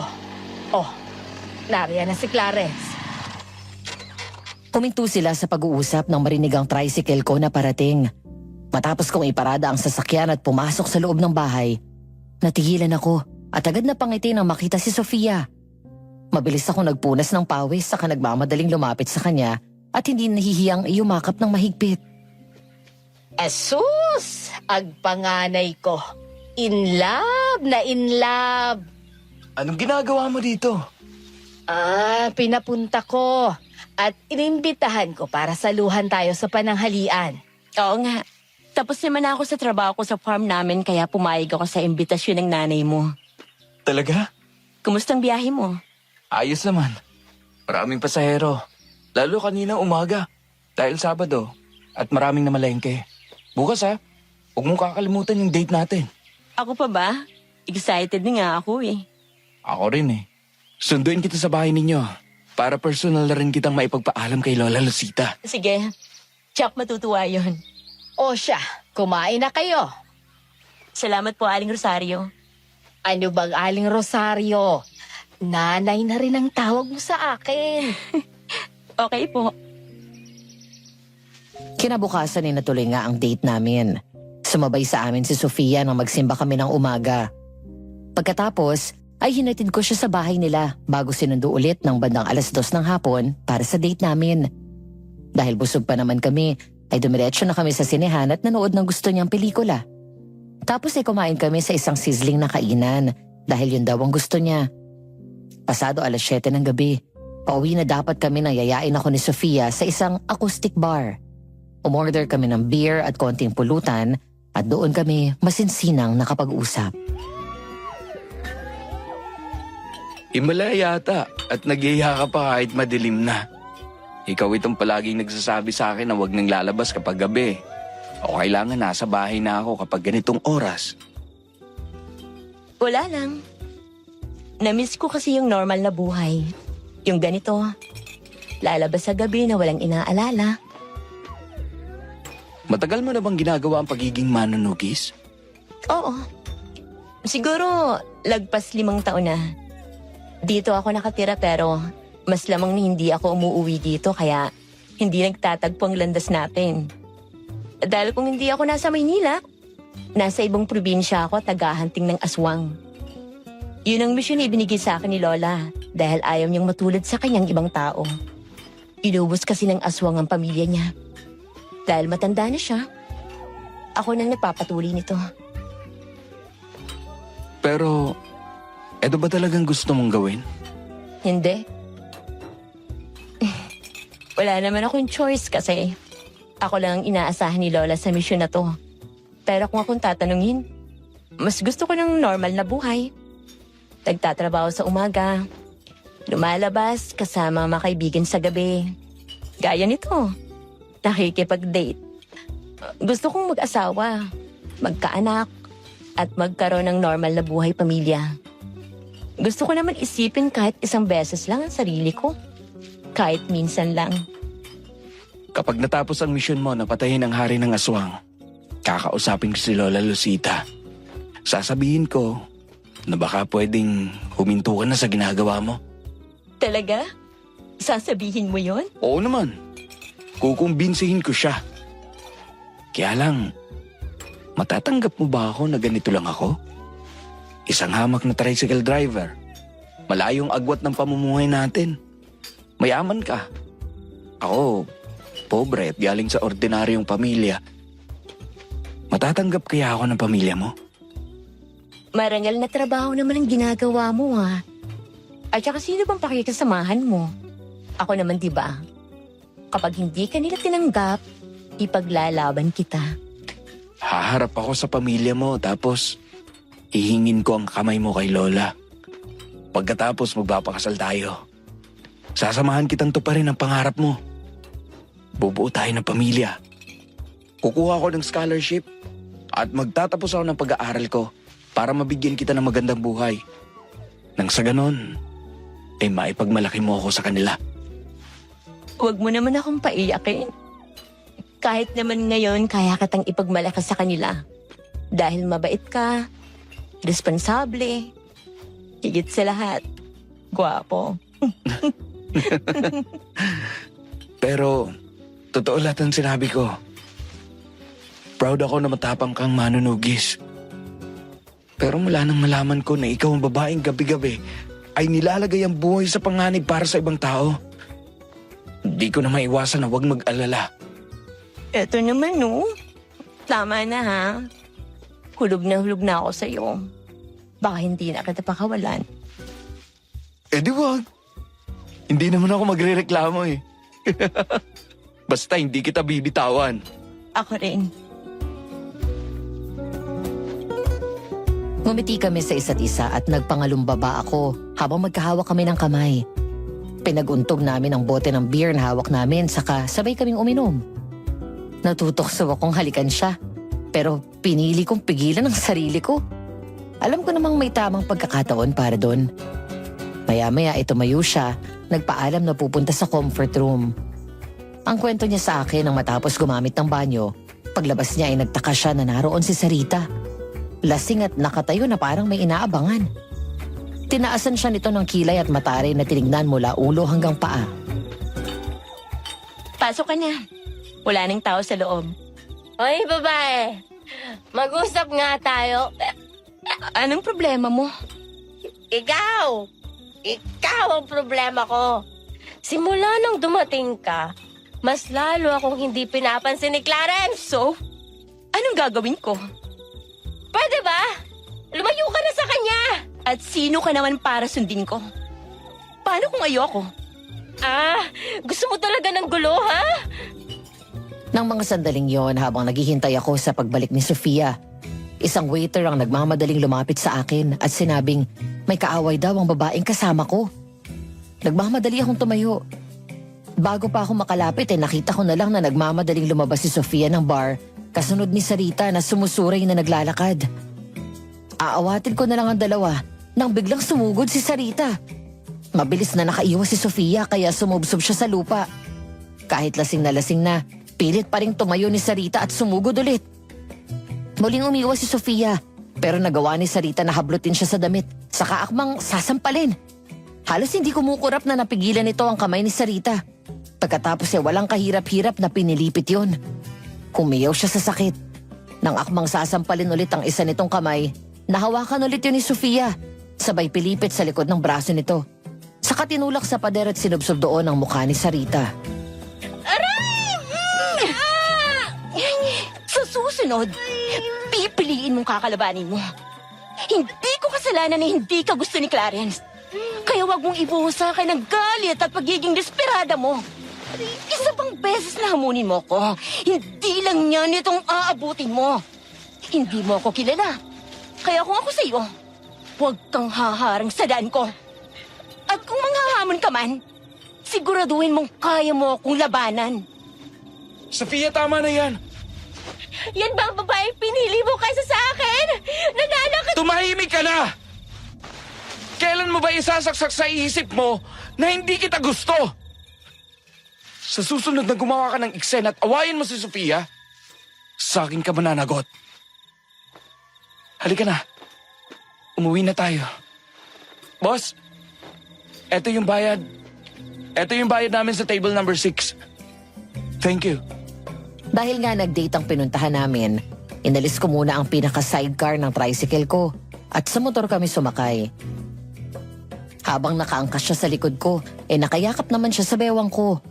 Nang binabagtas namin ang daan pa uwi at dumating kami sa parte ng madilim at maraming mga puno, agad akong napalingon sa magkabilang gilid nang maaninag ko na may aninong sumasabay sa takbo ng motor.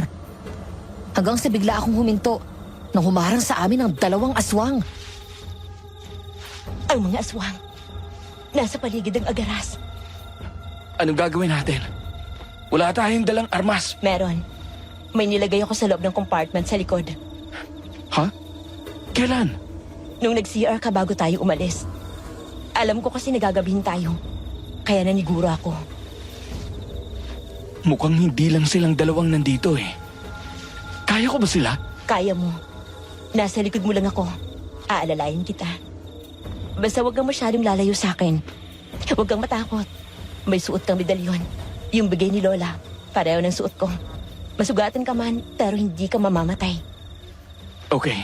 Tandaan mo, sa noo at puso ang tama para siguradong patay sila. Yes, ma'am. Bumaba kaming dalawa sa motor. Mula sa loob ng compartment ay nilabas niya ang isang baril at military knife. Binigay niya sa akin ang baril. Pagkatapos ay hinanda namin ang sarili namin. Nang sumugod sa amin ang aswang, ay mabilis kong kinasa ito, sabay baril sa mga aswang. Nakakatatlong pakawala ako ng bala bago tumama ang dalawa sa tiyan ng aswang. Sa kabila nito, nakasugod pa rin siya sa akin. Mabilis akong umiwas. Pagkatapos ay pinukpok ito ng baril sa batok. Agad kong tinutok yun sa likod ng ulo nito, sabay kalabit ng gatilyo. Sumabog ang ulo ng aswang at agad bumagsak. Lumingon ako kay Sofia para sana tulungan siya. Pero biglang may dumating pang dalawang aswang. Sinipa nito sa lalamunan ng kalaban na aswang. Sabay bato ng patalim at tumusok yon sa sentro ng dibdib nito at agad itong namatay. Matapos yun ay hinugot niya ang patalim at humarap kami sa mga bagong dating na kalaban. Akin ang baril. Anong gagawin mo? Tamang sinabi mo kanina. Marami sila. Nasaan sila? Hindi ko makita. Masyadong madilim sa kakahuyan. Makinig ka sa paligid mo. Bukod sa mga kuliglig, maririnig mong mahinang angin nila. Oo nga. Ang dami nila. Anong gagawin natin? Isa lang ang alam kong paraan para makadaan tayo. Ano? Pasasabugin natin sila. Paano? May kinuha siya sa loob ng compartment. Nagulat ako nang makita na may bote ng gin bilog na nakabalot ng mabuti sa tela at plastik. Sa bibig ng bote, may nakasalpak na tela. Sa loob ay may gasolina. Isang improvised bomb na may laman na sanga ng makabuhay at dahon ng kamangyan. Bahagya kaming umatras nang mula sa isang mataas na puno at muling nagpakita na naman ang agaras. Gaya noong una, nakatago lang siya sa dilim at hindi nagpapakita ng muka. Maya-maya, nagsilabasan ng mga aswang. Kung kanina 2 lang ang sumugod sa amin, ngayon ay 6 na ang mga aswang na nasa harap namin.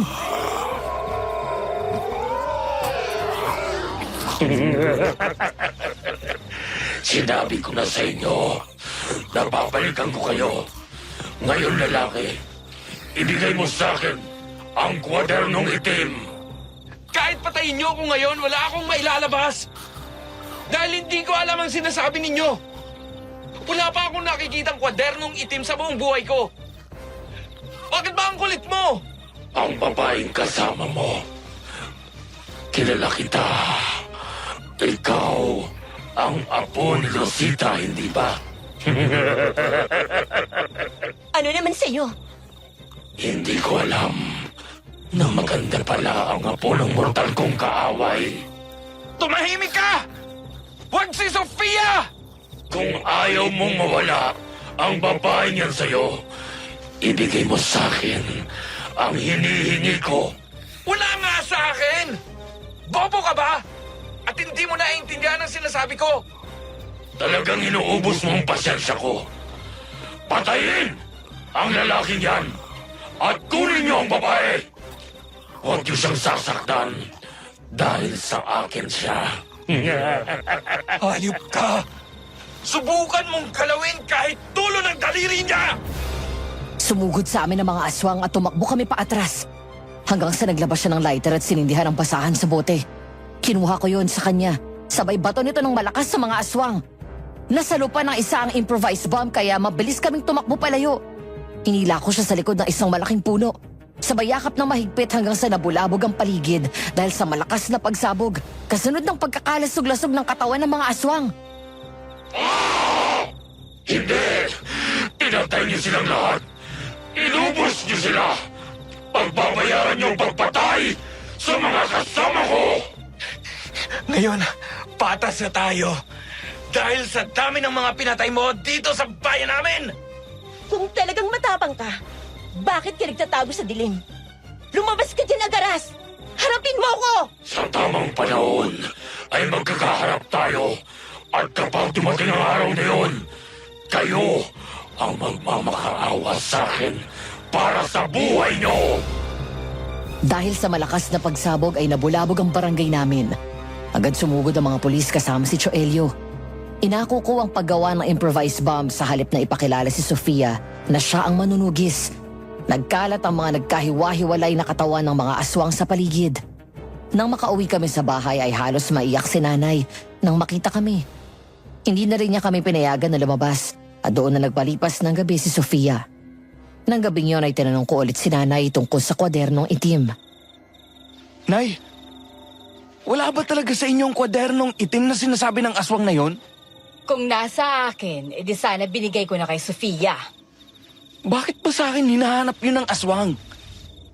Wala namang manunugis o albularyo sa pamilya natin ah. Meron. Itatay Julio. Liam, ano ba? Patulog ka na doon. Ano? Paano mo nalaman? Eh, napanaginipan ko si Tatay Julio eh. Sabi niya sa akin, kunin ko daw sa likod bahay sa tambakan yung kahon. Tapos itago ko daw sa pinakasulok sa ilalim ng kama. Nasaan ang kahon na yon? Tumakbo papasok ng kwarto si Liam. Pagkatapos ay may kinuha sa ilalim ng papag. Isang kahon. Nang buksan ko yon ay nakita ko ang mga gamit ng manunugis na gaya kay Sofia. Gulat akong napatingin kay nanay na agad umiwas ng tingin sa akin. Si Sofia naman ay parang hindi na nagulat. Naghalongkat ako at natigilan ako nang makita ang isang itim at maliit na notebook. Hindi pang karaniwan ang cover nito. Parang gawa ito sa manipis na kahoy at may nakaukit sa ibabaw na tatsulok na may mga kamay na parang nagdadasal. Kinuha ko yun at binuklat. Sa loob ay nakasulat sa Latin ang mga salita. Ang kwadernong itim. Itong hinahanap ko. Tama ang aswang. Nandito nga ang kwadernong itim. Nay, ipaliwanag niyo sa akin. Bakit nasa atin ito? Ano yung sinasabi ni Liam na manunugi si tatay? Anak, pakiusap. Huwag mo nang alamin. Karapatan kong malaman. Halos mamamatay na tayo dahil sa paulit-ulit na pagbabanta ng mga aswang na yan. Kailan niyo sasabihin sa akin ng totoo? Kapag naghihingalo na ako at nilalapa ng mga demonyong yon ang katawan ko, tsaka kayo magsisisi kapag wala na ako. Clarence, kumalma ka. Baka marinig ka ng mga aswang. Maaaring nasa paligid lang sila at nakikinig. Sa galit ko ay hinampas ko ang mesa. Si nanay naman ay umiyak na napaupo. Tumayo ako at tumalikod sa kanila. Lumapit si Sofia sa akin at pilit akong pinapakalma. Pagkatapos ay lumingon siya kay nanay at malungkot nang umiti at tumango. Pinahid ni nanay ang luha sa pisngi niya, saka huminga ng malalim. Totoo ang sinabi ni Liam. Ang totoong trabaho ng tatay mo ay isang manunugis at albularyo. Siya ang kanang kamay ni Manang Lucita noon. Dalawa silang lumalaban sa mga aswang. Sa katunayan, nagkakilala kami nang minsan niya akong iligtas sa isang aswang. At ang aswang na yun ay ang Agaras. Ang kwento ni Lola sa akin, nakaharap nilang dalawa si Agaras. Sa kanilang laban, napatay ng hari ng aswang ang tatay mo. Hindi totoong atake sa puso ang kinamatay niya. Pinatay siya ng aswang na yun. Nilihim ko sa'yo ang totoo dahil natatakot ako na kapag nalaman mo ay sundan mo ang yapak niya bilang isang manunugis at maghiganti ka. Anak, ayokong pati ikaw ay mawala sa akin. Hayop sila. Pinatay nila si tatay. Itong kwadernong itim na to, pinagkatiwala ni Lola sa kanya para hindi mahanap ng Agaras. Patawarin mo ako, anak. Kung itinago ko man sa'yo ang totoo, gusto lang kitang protektahan. Pero nandito na to. Wala na akong magagawa kung hindi ang labanan siya. Ako mismo ang papatay sa demonyong Agaras na yan. Sofia, ituro mo sa akin kung Alin dito ang sinasabi mong makakapatay sa hari ng aswang? Hating gabi, tulog na si nanay kasama si Sofia sa kabilang kwarto at gayon din si Liam na sa kwarto ko natutulog. Ako naman ay hindi dalawin ng antok kaya naroon lang ako sa sala. Napaupo ako sa sofa habang hawak ang picture ni tatay na karga ako noong maliit pa ako. Hindi ko maiwasan ang maiyak sa sakit dahil sa nalaman ko. Hindi ko maisip kung gaanong nilapastangan ng mga aswang ang katawan ng tatay ko. Nagngingit-ngit ang kalooban ko sa galit. Dahil sa kanila, hindi ko nakagisnan ng tatay ko. Kung pwede lang sumugod ngayon sa pugad ng mga aswang para patayin ko sila, gagawin ko. Pero alam ko na rin, hindi ako pwedeng magpadala sa galit.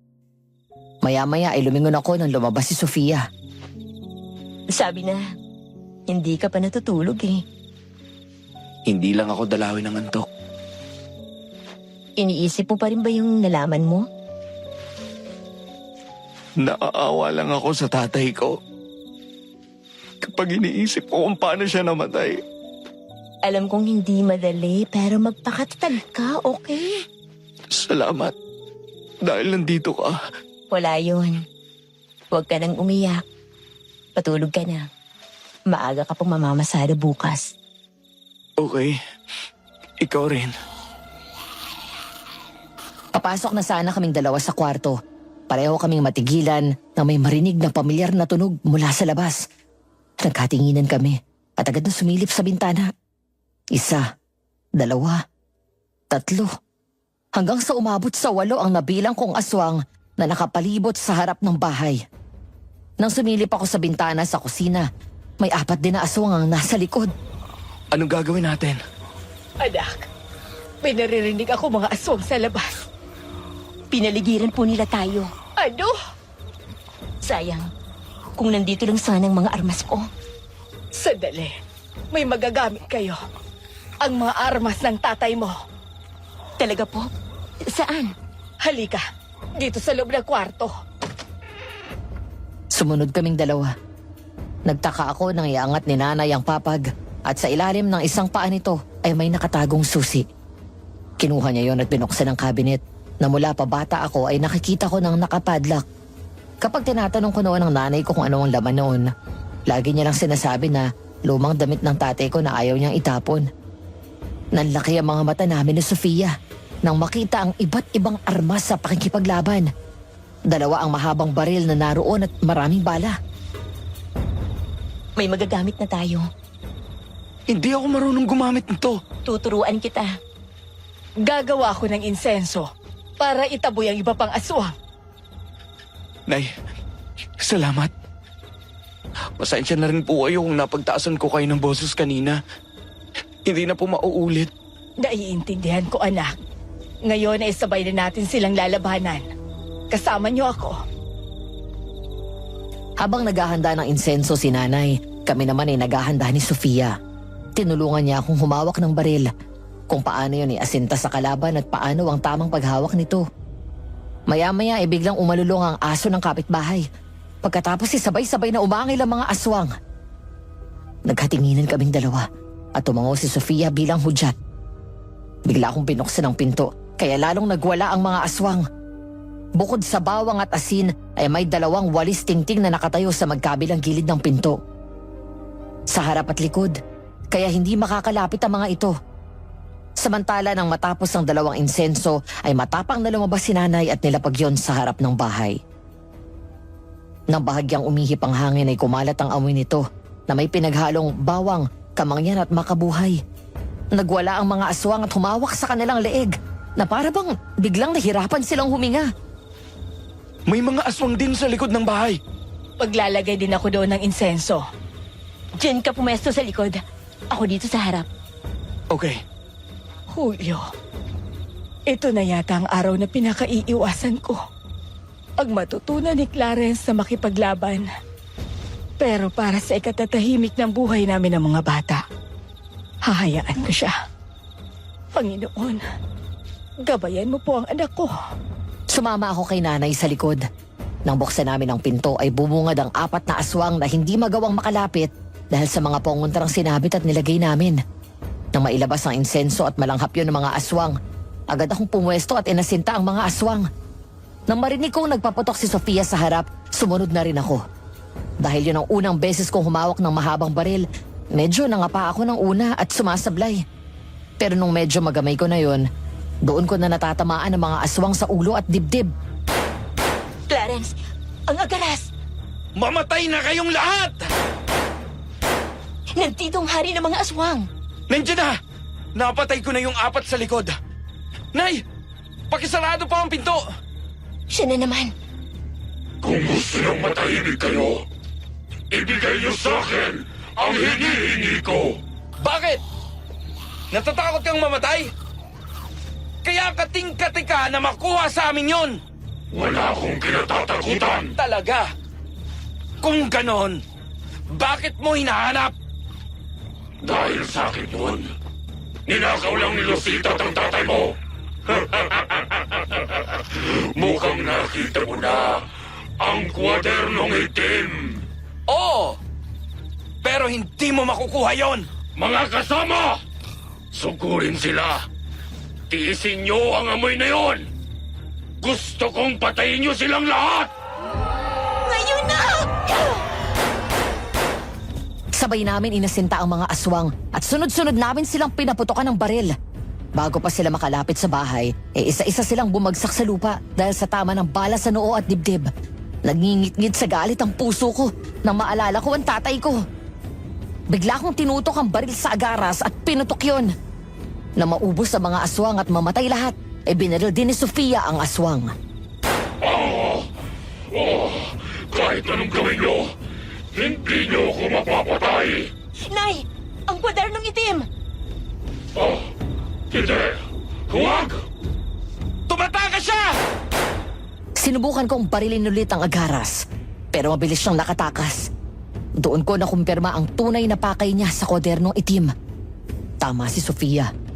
Gusto niyang makuha ito dahil alam niyang mamamatay siya kapag may nagbasa ng dasal na nakasulat doon. Gusto ng agaras na makasiguro na hindi mangyayari ang kinatatakutan niya. Ang tuluyang maglaho at hindi na makabalik dito sa mundo ang kanyang espiritu. Maya-maya lang ay dumating ang mga tanod kasama ang ilang pulis. Nagulat sa dami ng bangkay ng aswang na nakakalat sa paligid.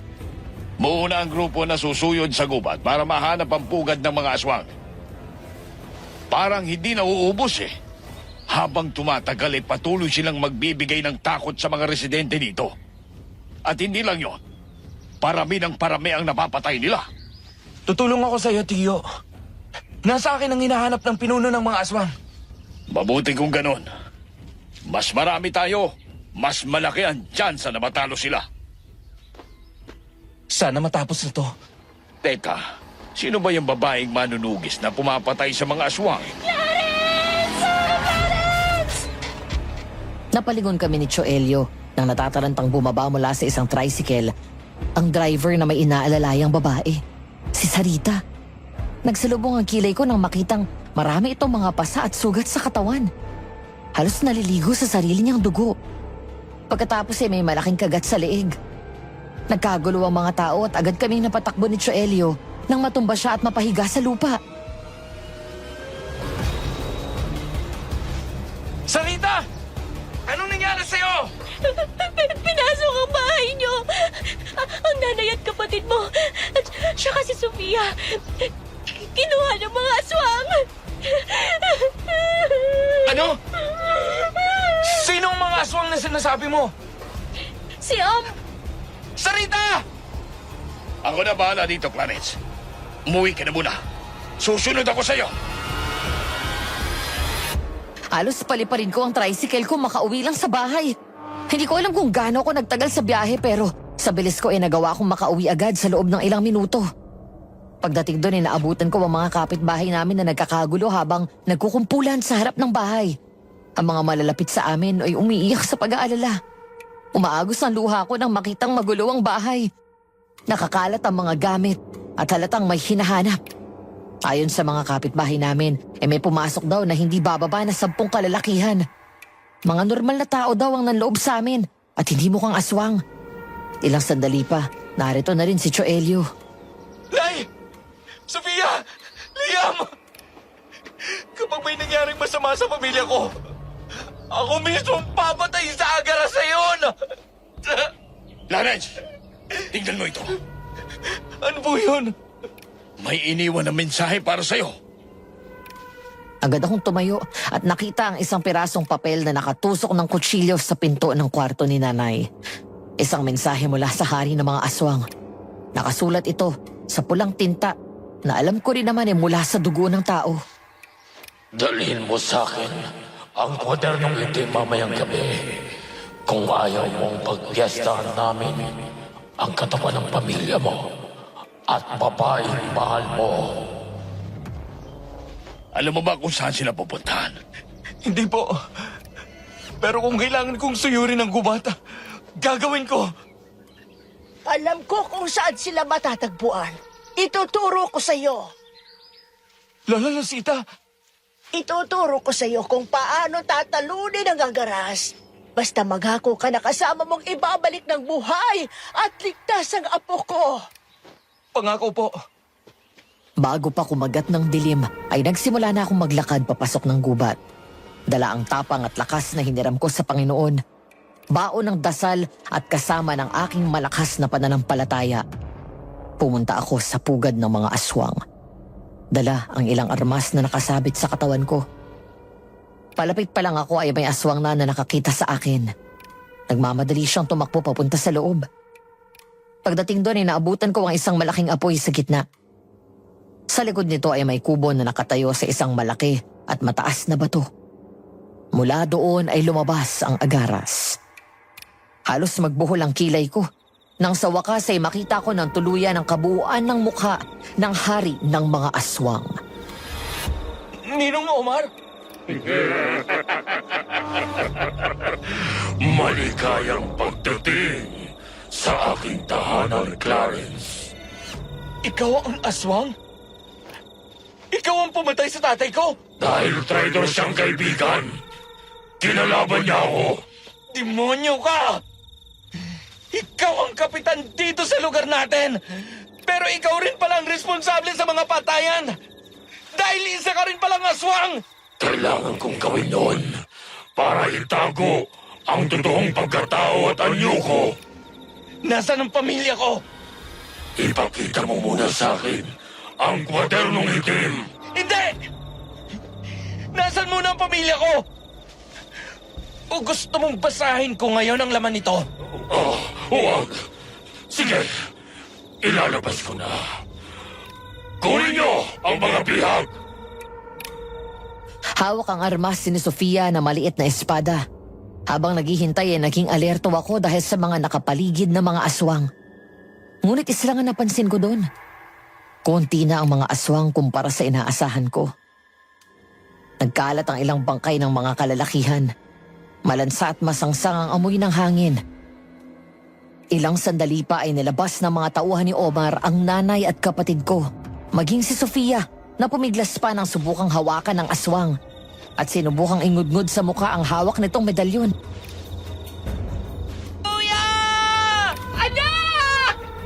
Ngayong nandito na ang pamilya mo, nasa na ang kwadernong itim?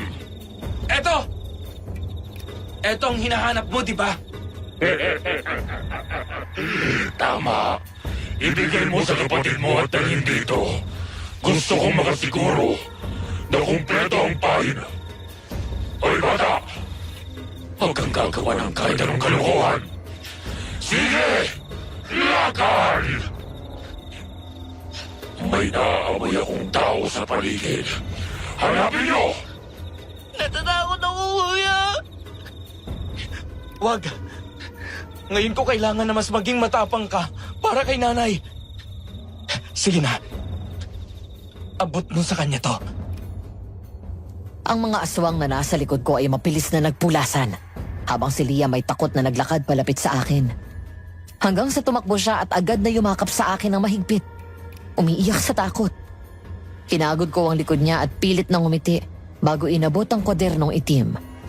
Nang naglakad siya pabalik, ay panay pa ang lingon sa akin saka inabot kay Omar ang kwadernong itim.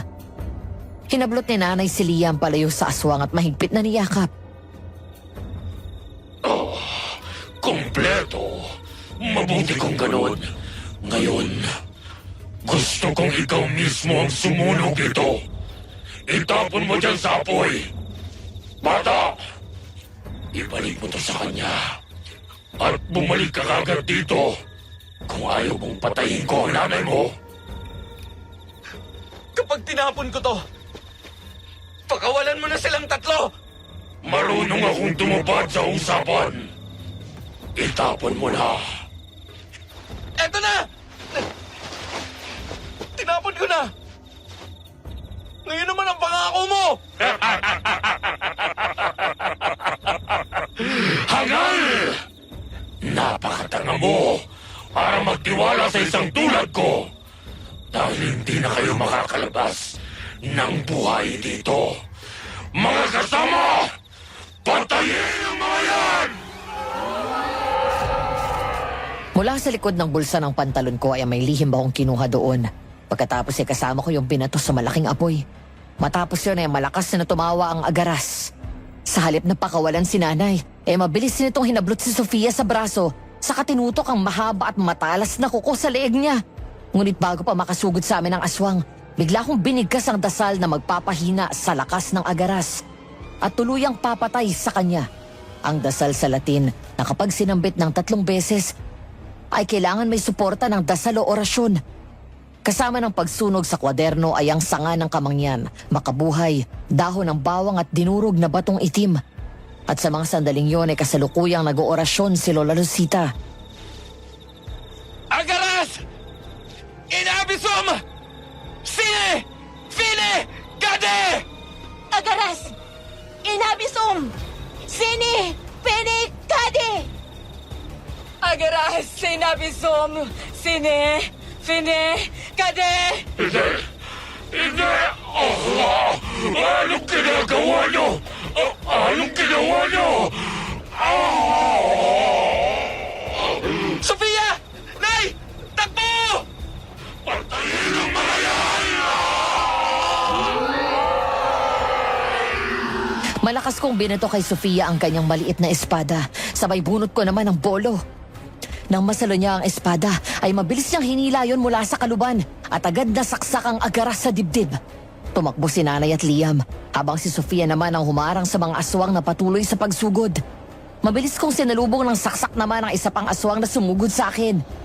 Sipa at suntok sa isa pa, at ginilitan ko ng leeg ang isa. Nang lumingon ako kay Sofia, nakita kong nakatago sa likod niya ang nanay at kapatid ko, habang patuloy na nilalabanan ang aswang. Sinipa niya ito at agad na sinaksak sa dibdib, habang ang isa pang sumugod ay agad niyang sinaksak sa leeg. Napatakbo ako na sumugod ang isa pang aswang sa likod ni nanay.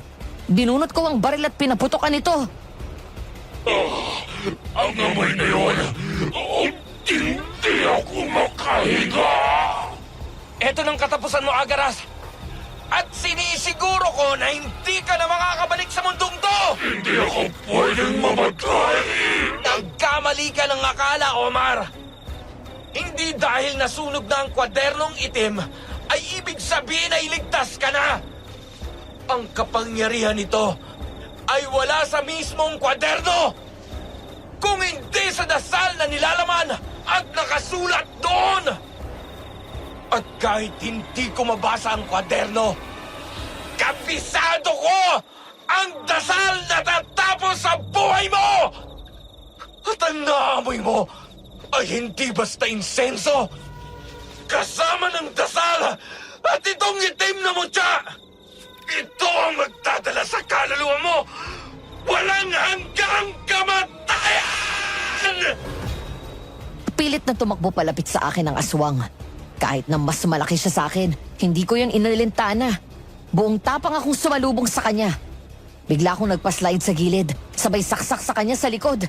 Bilis akong nakatayo, saka ko siya sinaksak ulit ng mas malalim sa likod. Isang bagay ang naging lamang ko sa agaras. Dahil mas maliit ako sa kanya, mas naging maliksi ang kilos ko. Habang siya'y pinabagal ng amoy ng mga pangontrang sinama ko sa pagsunog ng kwadernong itim. Ang kanyang sistema ay unti-unti na ring nararamdaman ang epekto ng dasal.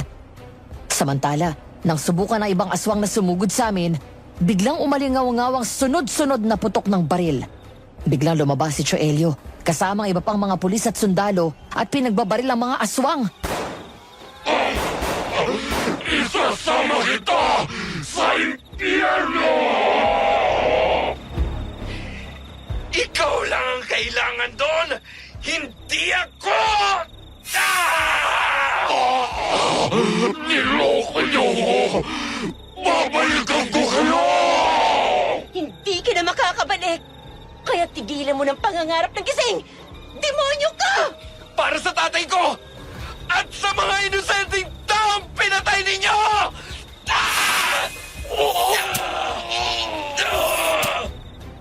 Sinaksak ko sa dibdib ang aswang at sinundan naman yun ni Sofia ng isa pang malalim na saksak sa likod. Pagkatapos sinuot ko sa kanya ang kwintas na may medalyon na gawa sa itim na mutya. Maya-maya ay tuluyang bumagsak ang aswang at namatay. Kasama ang mga pulis ay tinapon namin sa apoy ang katawan ng mga aswang at sinunog. Maya-maya ay napalingon ako sa nanay at kapatid ko. Anak! Kuya! Ang akala ko, may nangyaring masama na sa inyo. Salamat sa Diyos at ligtas kayo. Kung hindi dahil kay Sofia, baka pinatay na kami ng mga aswang na yan.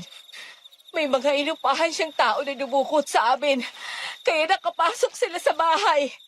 Tapos pagdating dito, pinagpapatay nila yung mga lalaking dumukot sa amin. Ang importante ay ligtas na kayo. Kuya, ang galing mo pala makipaglaban. Kayo ni Ate Sofia. Talaga? Proud ako sa'yo. Kasi naging matapang ka at hindi ka natakot. Salamat, kuya. Ikaw naman, para kang action star. Kaya ikaw ang idol ko eh. In fairness, ang bilis mong matuto. Siyempre, ang galing ng teacher ko eh. Sa wakas, napatay na ang mga aswang. Clarence, Sophia, salamat sa inyo. Wag ako, Tio. Si Sofia. Kung hindi dahil sa kanya, hindi ako matututo makipaglaban. Matapos ang madugong laban namin sa mga aswang, Sabado ng gabi, naimbitahan kami ni Lola Lucita sa kanilang mansyon para doon kumain ng hapunan. Dahil matagal silang hindi nagkita ni nanay, mag-aalas 10 na ng gabi, pero nasa dining table pa sila at nagkukwentuhan. Nakatulog na si Liam sa sofa at pansamantalang inakyat sa isang guest room. Nay, alas 10 na. Hindi pa ba tayo uuwi? Dito na kayo magpalipos ng gabi at marami pa kami pagkikwentuhan nitong si Rosario. Oo nga naman, anak. Sige na, matulog na kayo ni Sofia. Okay po. Good night, Lola. Good night, Nay. Good night, Iha. Ngumisi si Sofia sa akin, saka ko hinawakan sa kamay at hinila paakyat sa second floor. Sa pinakadulo ng hallway ay pumasok kami sa isang kwarto na halos kasing laki ng bahay namin. Nagtaka ako na nilak ni Sofia ang pinto, saka nakangiting tumayo sa harap ko. Bakit mo nilak? Baka mamaya. Naiinis na ako sa'yo.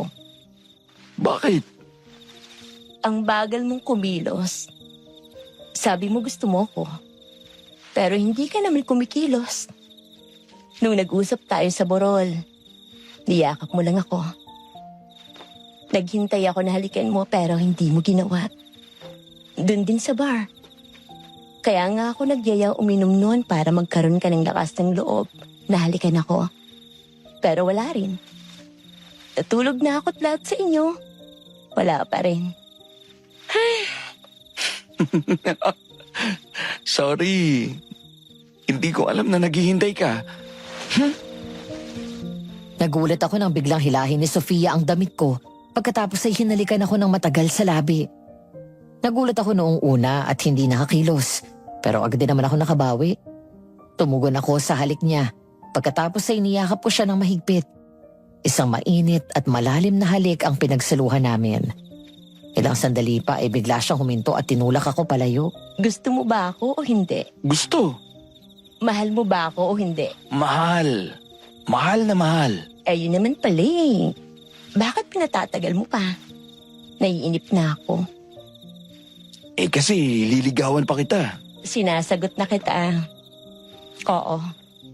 Gusto rin kita. Mahal na mahal din kita. At kasalanan mo kung bakit ako nagkakaganito kasi ang galing mong magpaibig eh. Sorry. Medyo natutorpe ako eh. Ayan mo, babawi ako. Halika nga dito. Baka akala mo, ikaw lang naiinip. Babawi ako ngayong gabi. So, tayo na? Oo naman. Ngayon pa ba kita pakakawalan? Tayo na. Kiss mo ako. Sino ba ang mag-aakala na iibig ako sa isang babaeng manunugis? Pero dahil sa kanya at sa mga tinuro niya sa akin, nagawa kong ipaglaban sa aswang ang pamilya ko. Bukod doon ay nabigyan ko rin ng hustisya ang pagkamatay ng tatay ko at ng iba pang biktima ng mga aswang. Sa kasamaang palad ay hindi nakaligtas si Sarita. Namatay siya dahil sa dami ng dugong nawala sa kanya at malalim na kagat sa kanya ni Omar. Mapalad lang siya at nakatakas siya kaya kahit papano ay naihatid siya ng pamilya niya sa huling hantungan. Sayang lang at nagtiwala siya ng husto kay Omar. Samantala kami naman ni Sofia ay kinasal na at may mga anak na rin. Hindi naging madali ang pinagdaanan ng relasyon namin. Hindi kasi boto sa akin noong una ang daddy niya at sinubukan kaming paglayuin pero pinaglaban namin ang pagmamahalan namin. Nagsumikap din ako. Nag-aral, nagtapos hanggang sa nagkaroon ng maayos na trabaho at negosyo. Kaya eto, maayos na ang buhay namin. Kung may natutunan man ako sa karanasan ko, yun ay mas naintindihan ko kung bakit nilihim ng nanay sa akin ang isang pagiging manunugis ni tatay. Dahil tanging ang kabutihan at kapakanan ko bilang anak ang kanyang inisip. Dahil sa ginawa ni nanay ay nagkaroon ako ng maayos at normal na pamumuhay. Pero sadyang nakatadhana yata talaga na maging parte ng buhay ko ang aswang at mga manunugis. Dahil sa huli, ang inibig at pinakasalan ko ay isang matapang at magandang manunugis. Hanggang dito na lang, at naway nagustuhan niyo ang kwento ng pag-ibig namin ni Sofia at ang laban namin sa mga aswang. Maraming salamat po. Nagmamahal, Clarence.